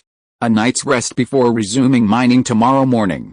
Meanwhile, he had just learned from the beginner's guide that each mine had a limited amount of resources. Once they were exhausted, it would take several days for the resources in that mine to regenerate. He had been down into the mines and estimated that this one would be enough for him to mine for 10 days or half a month without any problems. Of course, that was the best case scenario. He would have to remain uninterrupted for 10 days or half a month, but that was clearly unrealistic. Perhaps tomorrow a zombie wave or another train would arrive to compete for the mine. If his train's firepower was strong enough, he wouldn't have to worry about this, but... Chen Mang gazed at the control panel in front of him, lost in thought. And so, after a few dozen minutes, the slaves returned from the mines. After receiving their food and water, they orderly returned to the slave cars and prepared to sleep. At the same time, all the iron ore they had dug up was turned in. Adding to his existing 250 units, that totaled exactly 700 units. The slaves had been mining for most of the day, and to have reaped such a bounty was quite impressive. They seemed to be working hard, a bit like their first day on the job, so they were supposed to perform well. After all the iron ore was stacked in freight car number 2, Chen Mang glanced at the 800 units displayed on the train's dashboard and nodded contentedly. He planned to leave the remaining ore untouched, using it all to upgrade to level 2 train. But then, he suddenly saw a line on the beginner's guide, a red button on the console. Pressing it would display a series of instructions on how to become a qualified train conductor, helping the new conductor avoid being lost. Of course, this information was only basic. The message read, all vehicle accessories unlock their first supermodel effect upon reaching level 5. Chen Mang was slightly stunned by the message. Higher grade vehicle parts have higher upgrade caps, and many white and green parts don't even have a cap of level 5. This information wouldn't be useful anytime soon. It was useless. But he had the unlimited upgrade add-on. If he upgraded a white vehicle part to level 5, would it have this super mod effect? That was uncertain. He calculated that his white vehicle part, the blade, was currently level 3. Upgrading from level 1 to level 2 consumed 100 units of iron ore, and from level 2 to level 3 consumed 200 units of iron ore at an incremental increase of 100 units per level. Upgrading to level 5 would require 700 units of iron ore. He had exactly 700 units of iron ore. If he tried, he might have upgraded his train to level 2 a day later. But if he didn't, he might not be able to sleep tonight. Chen Mang stared expressionlessly at the message on the beginner's guide before him. He knew there would always be temptations along the way. He had just made up his mind to save all his iron ore for train upgrades. Now came the temptation. But who could resist? While upgrading the train to level 2 was important, upgrading the cutter blade to level 5 would grant a supermodel effect. This supermodel effect would make the cutter blade even more powerful. Having a powerful offensive component would be of great benefit to him. Furthermore, this experiment would also influence his future resource allocation priorities. After a moment's hesitation, Chen Mang quickly made his decision. In this ever-present wasteland, powerful offensive components were more important. Besides, even if the white vehicle didn't have the supermodel effect, a level 5 cutter blade would still be a decent offensive component. Upgrade. Upgrade the white vehicle cutter blade to level 5. If you are listening to this novel on a channel other than Fanfic World, it means it was downloaded and re-uploaded without effort. We warmly invite you to visit our channel, Fanfic World.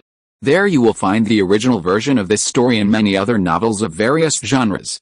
We look forward to seeing you dive into a world of incredible novels. Chapter 22, Master Constrict Selection.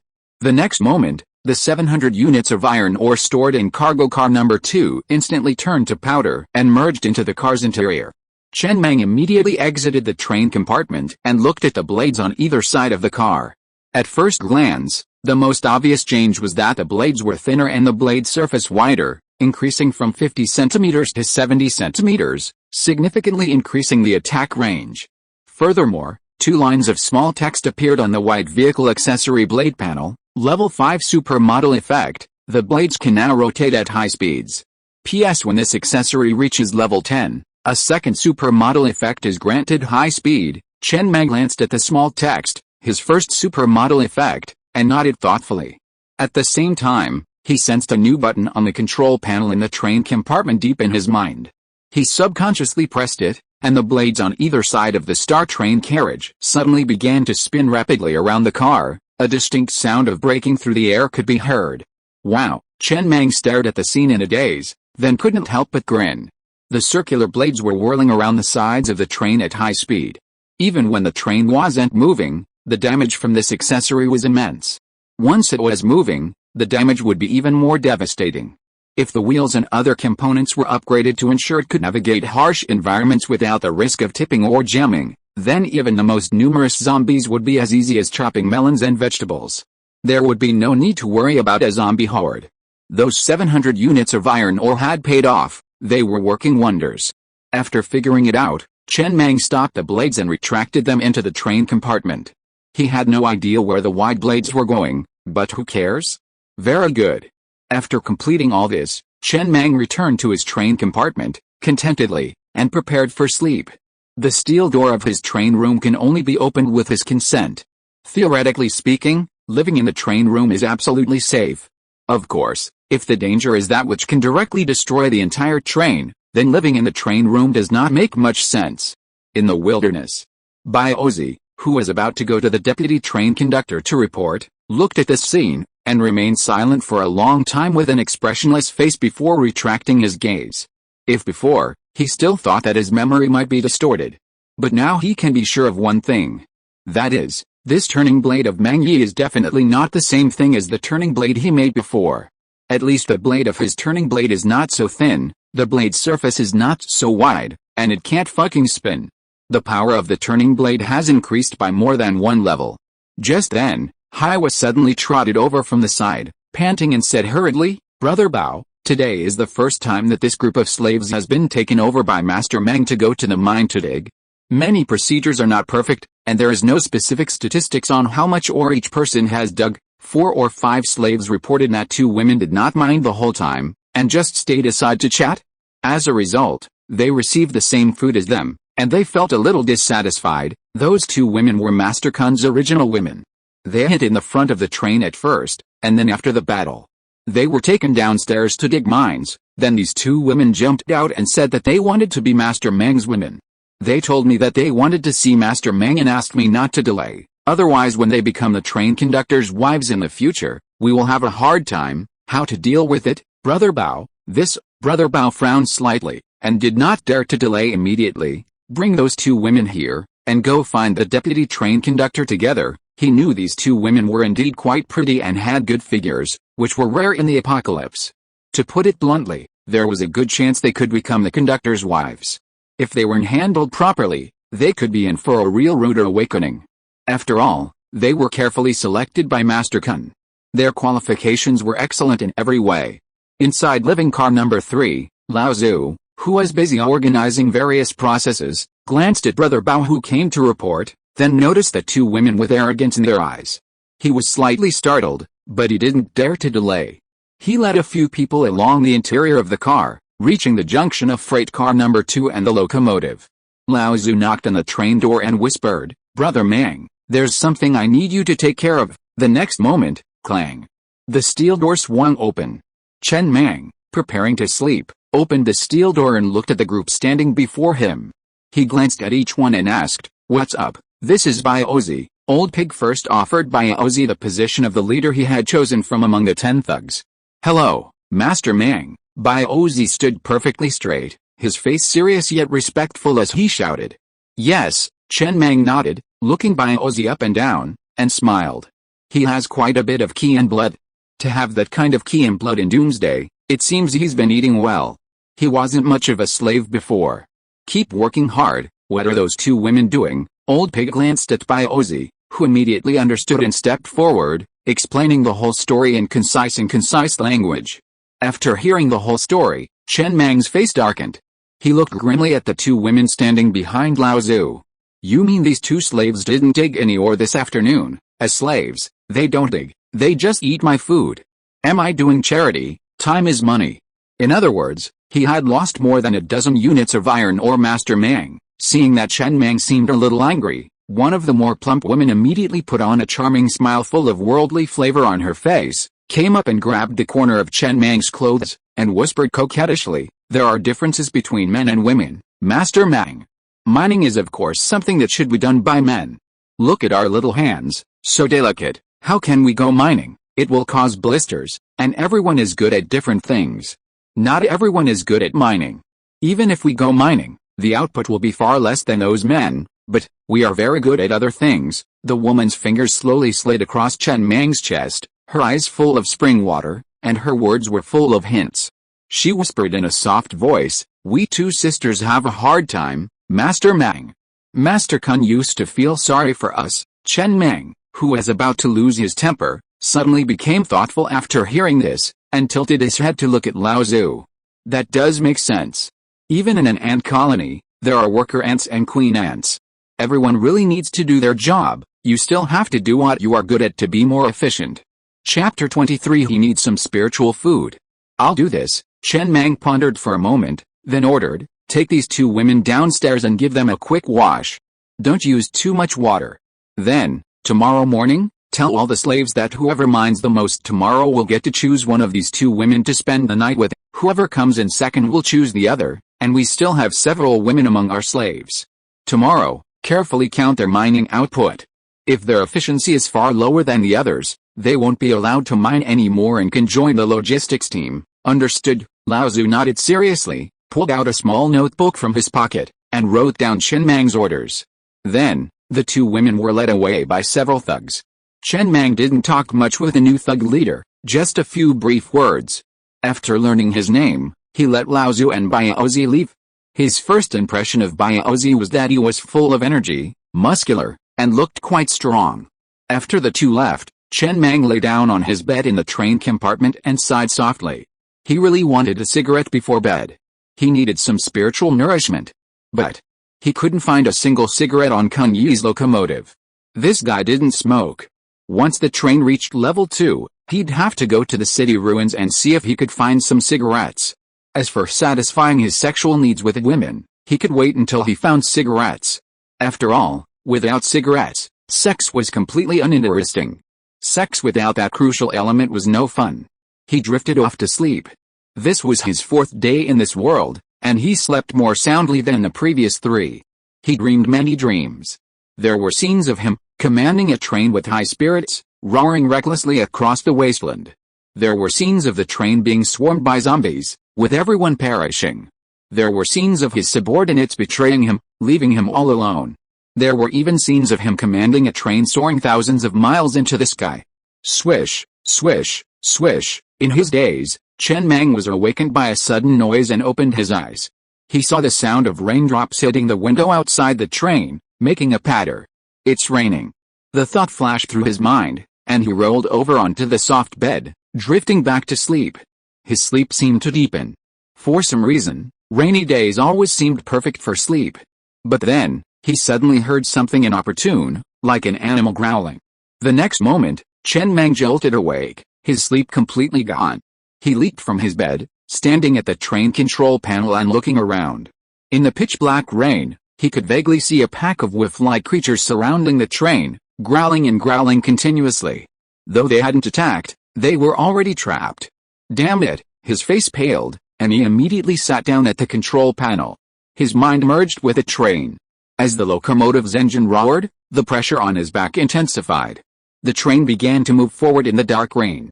Simultaneously, the level 5 wheel blades surrounding the carriages extended and began to spin at high speed. The sound of the blades piercing the air, mixed with the low growls of the wolf-like creatures, instantly imbuing the once peaceful rainy night with a murderous intensity. And then, the train gradually picked up speed, and the wolf-like creatures, daring not to use their bodies to block the train, flared to the sides. However, with a swish, the rapidly rotating blades on both sides cleaved any approaching wolf in half. Even after the train reached peak speed, Chen Mang didn't flee far. His mind was here, and he had to protect it, so fleeing too far wasn't an option. Furthermore, he saw only 20 or 30 wolves, nowhere near as terrifying as the zombie horde, and not something he couldn't handle. In terms of speed, the wolves were far inferior to the train.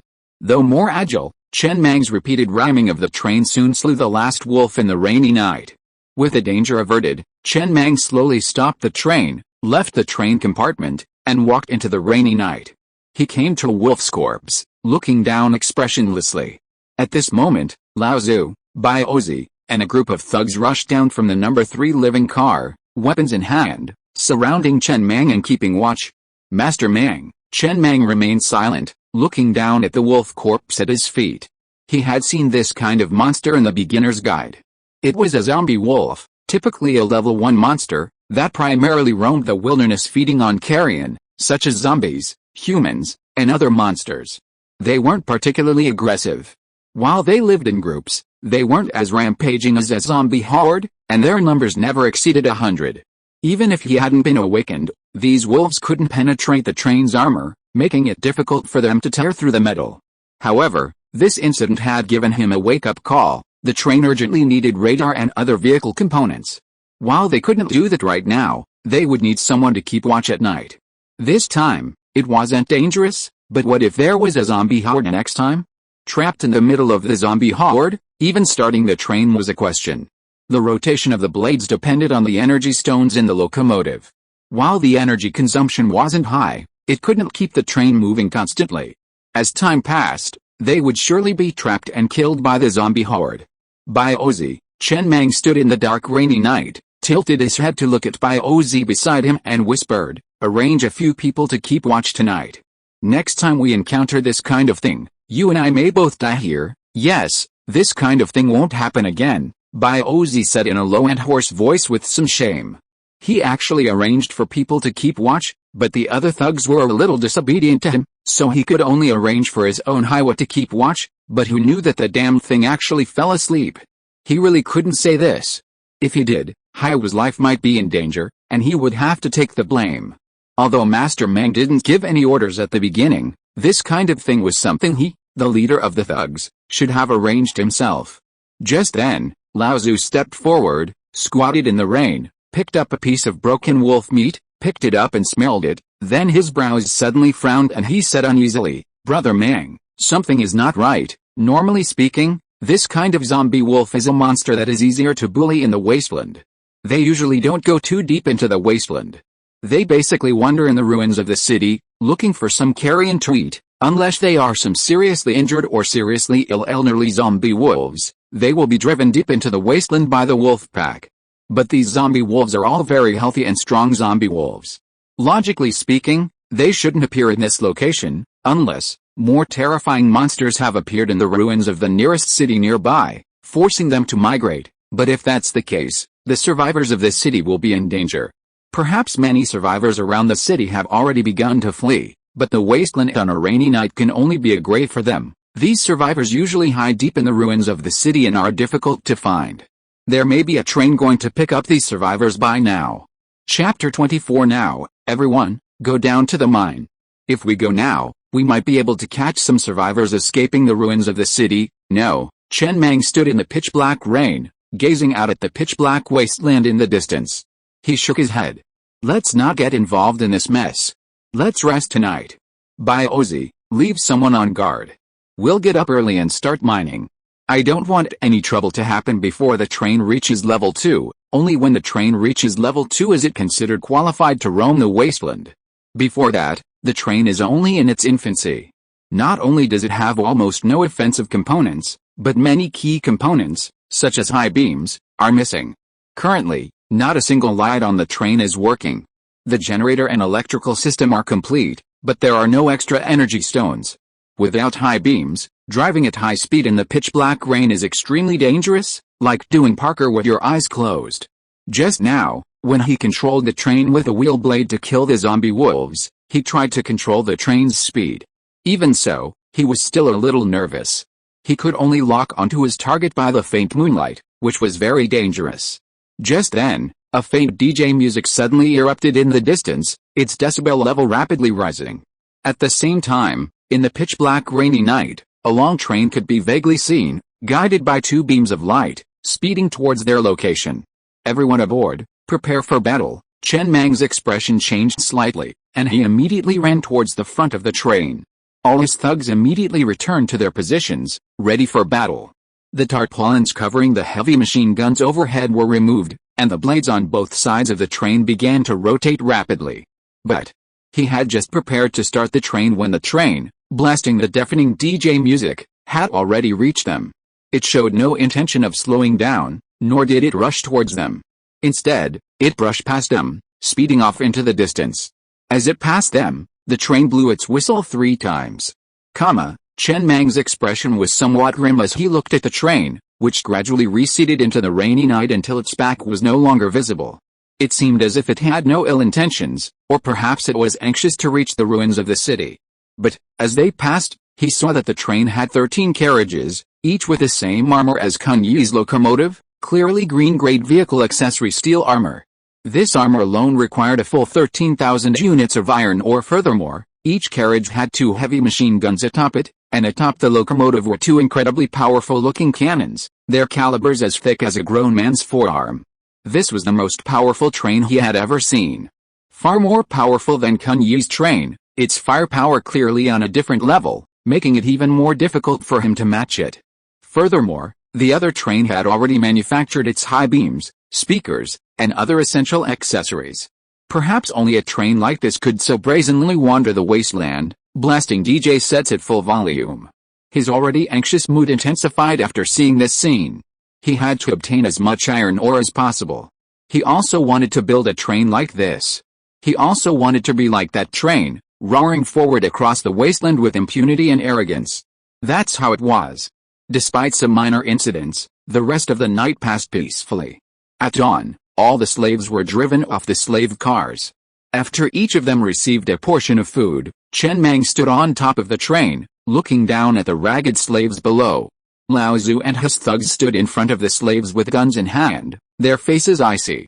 He paused for a moment, took a deep breath, and roared. "My name is Chen Mang, and I'm your train conductor. Here are 2 white, freshly washed women.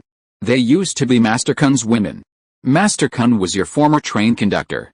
Whoever digs the most ore today gets to choose one of these two women. The second place winner gets the remaining one, and the top three will get hot steamed buns and pickled mustard greens. I only ask one thing of you, dig enough iron ore for me. Whoever digs the most will be treated well by me. Anyone who tries to cheat on me will be chopped into 9 pieces. Now, everyone, get down to the mines. Perhaps because Master Kun rarely mobilized these slaves, or perhaps because they hadn't touched a woman in a long time, many of their eyes lit up. They wolfed down their food, then rushed into the mines, pickaxes in hand. This wasn't just a matter of women. For many slaves, when survival was scarce, no one cared about women. But this was Master Kun's woman, the woman of the Master Kun who had always oppressed them. This was different. It wasn't just a woman's problem, there was a subtle sense of revenge. It was like the ancient rebels who, after breaking into the palace, were captivated by the imperial concubine. Granted, the concubine might be quite pretty, but the disparity in status was truly debilitating. Normally, an average adult could produce 1 unit of iron ore per hour of mining. This yield wasn't fixed. The mining process worked like this: after swinging the pickaxe a certain number of times, a piece of iron ore would drop. However, most adults completed this number of swings in under an hour. If someone was physically strong enough, or had experience with demolition work, had hammering skills, and could swing the pickaxe quickly, the time it took to produce 1 unit of iron ore could be reduced to 50 or even 40 minutes. But constantly swinging the pickaxe was incredibly strenuous. If one wasn't a laborer before, their arms would become sore after just a few minutes, let alone a day. Basically, on average, they were all about the same. To be number one, besides working harder, one had to extend their working hours. On the train, the 2 women standing behind Chen Mang forced a rather charming smile, encouraging the other slaves. This wasn't the outcome they were most satisfied with.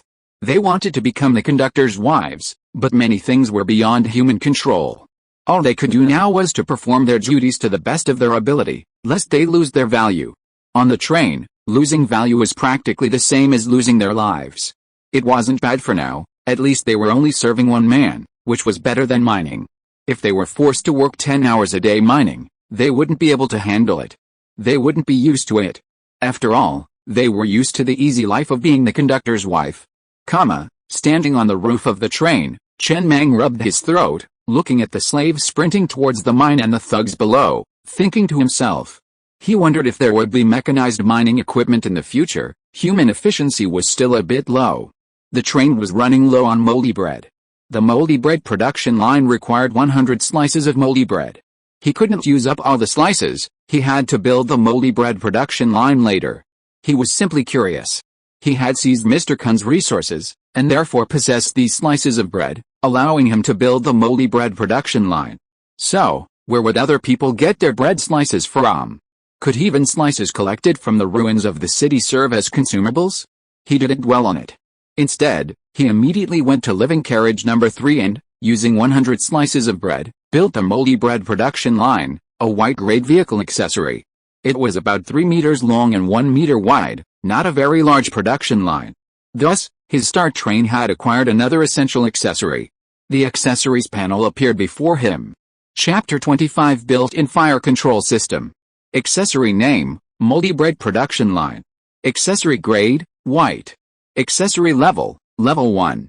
Accessory effect, each unit of iron ore consumed produces 10 slices of moldy bread. Upgrade requirement. 100 units of iron ore. Chen Mang stared at the panel expressionlessly. He finally understood why Master Kun usually refused to feed his slaves. It wasn't intentional abuse, but rather, these moldy slices of bread weren't cheap. 10 slices of moldy bread required a full unit of iron ore. Each slave, if fed, would need 10 slices a day. With a total of 81 slaves, that meant the daily cost of bread for the slaves alone was 81 units of iron ore, a considerable sum. Master Kun couldn't even afford to build universal wheels, let alone feed his slaves every meal. After all, there wasn't always ore to mine. When there wasn't, it was pure consumption. Therefore, it made sense that he only provided basic food except when mining. It was quite expensive. However, he had no plans to upgrade this component for now. It was just food for the slaves, and it was enough for now. The iron ore couldn't be wasted here for now. Once the train reached level 2, he'd upgrade this production line to see if it could prevent mold. Eating moldy food every day would make his slaves sick. Chen Mang then built another production line and placed it in living carriage number 3, a steamed bun production line. This required 100 steamed buns. After some experimentation, he discovered that moldy buns could be used as consumables, so he used all the confiscated ones. Living carriage number 3 was already overflowing with supplies. Besides Lao Zhu's bed, it also housed a steamed bun production line, a purified water filter, a moldy bread production line, and other pots and pans. It also served as the living quarters for the thugs. Carriage number 2, on the other hand, housed large equipment like the pickaxe production line, the Temran assault rifle production line, or resources, and heavy machine gun ammunition. Chen Mang once again looked at the panel of the steamed bun production line. Accessory name, steamed bun production line. Accessory grade, white. Accessory level, level 1. Accessory effect, each unit of iron ore consumed produces 1 steamed bun. Upgrade condition. 100 units of iron ore. Chen Mang sighed softly. This would be his staple food for a long time to come. It had to be said that steamed buns were much more expensive than slices of bread. He would upgrade it when he had extra iron ore. For now, steamed buns and pickled mustard greens were enough for him. The only difference was that the steamed buns produced by the steamed bun production line were plump and white, not moldy. In other words, the steamed buns that Master Kun gave him at the time were completely moldy. It's worth mentioning that the purified water filter in carriage number 3 has never been used. It has always used confiscated mineral water. This accessory can convert all liquids, such as urine and blood, into purified water. It also looks like a toilet. He didn't bother collecting the slave's urine. There was only one of it, and he'd have to drink the water produced here someday, which he found a bit hard to swallow. After today's batch of slaves returned, he'd upgrade this component so it could directly produce bottled mineral water. If producing a bottle of mineral water proved too expensive, he'd build a purified water filter specifically to collect urine and other supplies for the slaves. With these 3 production lines complete, the train's food, drink, and toilet needs would be basically guaranteed. He hadn't joined the fun last night because, besides knowing he wouldn't get much of a share with his train's capabilities, he also knew mining wasn't always available. Just like how Master Kun had rested in the wasteland for 3 days before obtaining the coordinates of a mine. When mining is available, it's best to let go of everything else and focus on mining. Otherwise, he'd hitch his heels here and there and end up with nothing.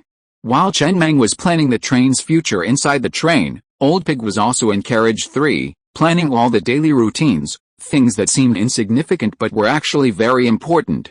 For example, there were procedures like counting the daily iron ore surrendered by slaves, distributing food, and taking inventory.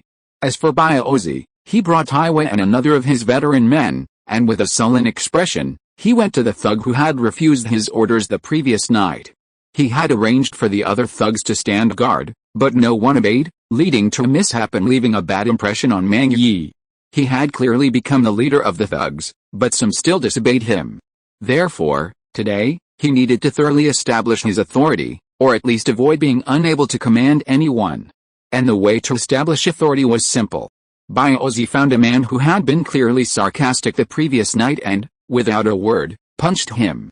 Then, along with Haiwa and the other 2, they proceeded to beat him up. When he gave his orders last night, the others pretended not to hear, but this man not only pretended not to hear, but also sneered. A troublemaker? He was targeting the troublemaker. Mr. Mang. Mr. Mang, this troublemaker clearly hadn't expected Baozi and his gang to be so brutal. He clutched his head tightly in his hands, rolling on the ground and shouting hysterically, Baozi is starting a fight, Mr. Mang. Seeing this, Baozi, who was swinging his fists, subconsciously paused. After a few breaths, seeing that there was no other movement in the wilderness besides the troublemaker's roar, Mr. Mang had no intention of escaping. He immediately grinned and slowly rolled up his sleeves. That was the appetizer, next is the main course, and, remember to call me Brother Bao from now on. Inside the train, Chen Mang casually glanced at the movements outside before returning to study the beginner's guide on his console. There was a lot of information on it, which he couldn't access at the moment. But understanding it in advance would give him a clear idea of what to expect if he encountered him again.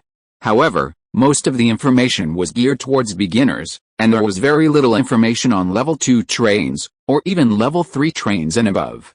For example, He had just learned that when the train reached level 2, one of the craftable accessories unlocked was a built-in fire control system, allowing him to place inward-facing heavy machine guns in every corner of the train. With this, he could, with a single thought, annihilate every carbon-based creature on the train except himself. It would be like a train reorganization key.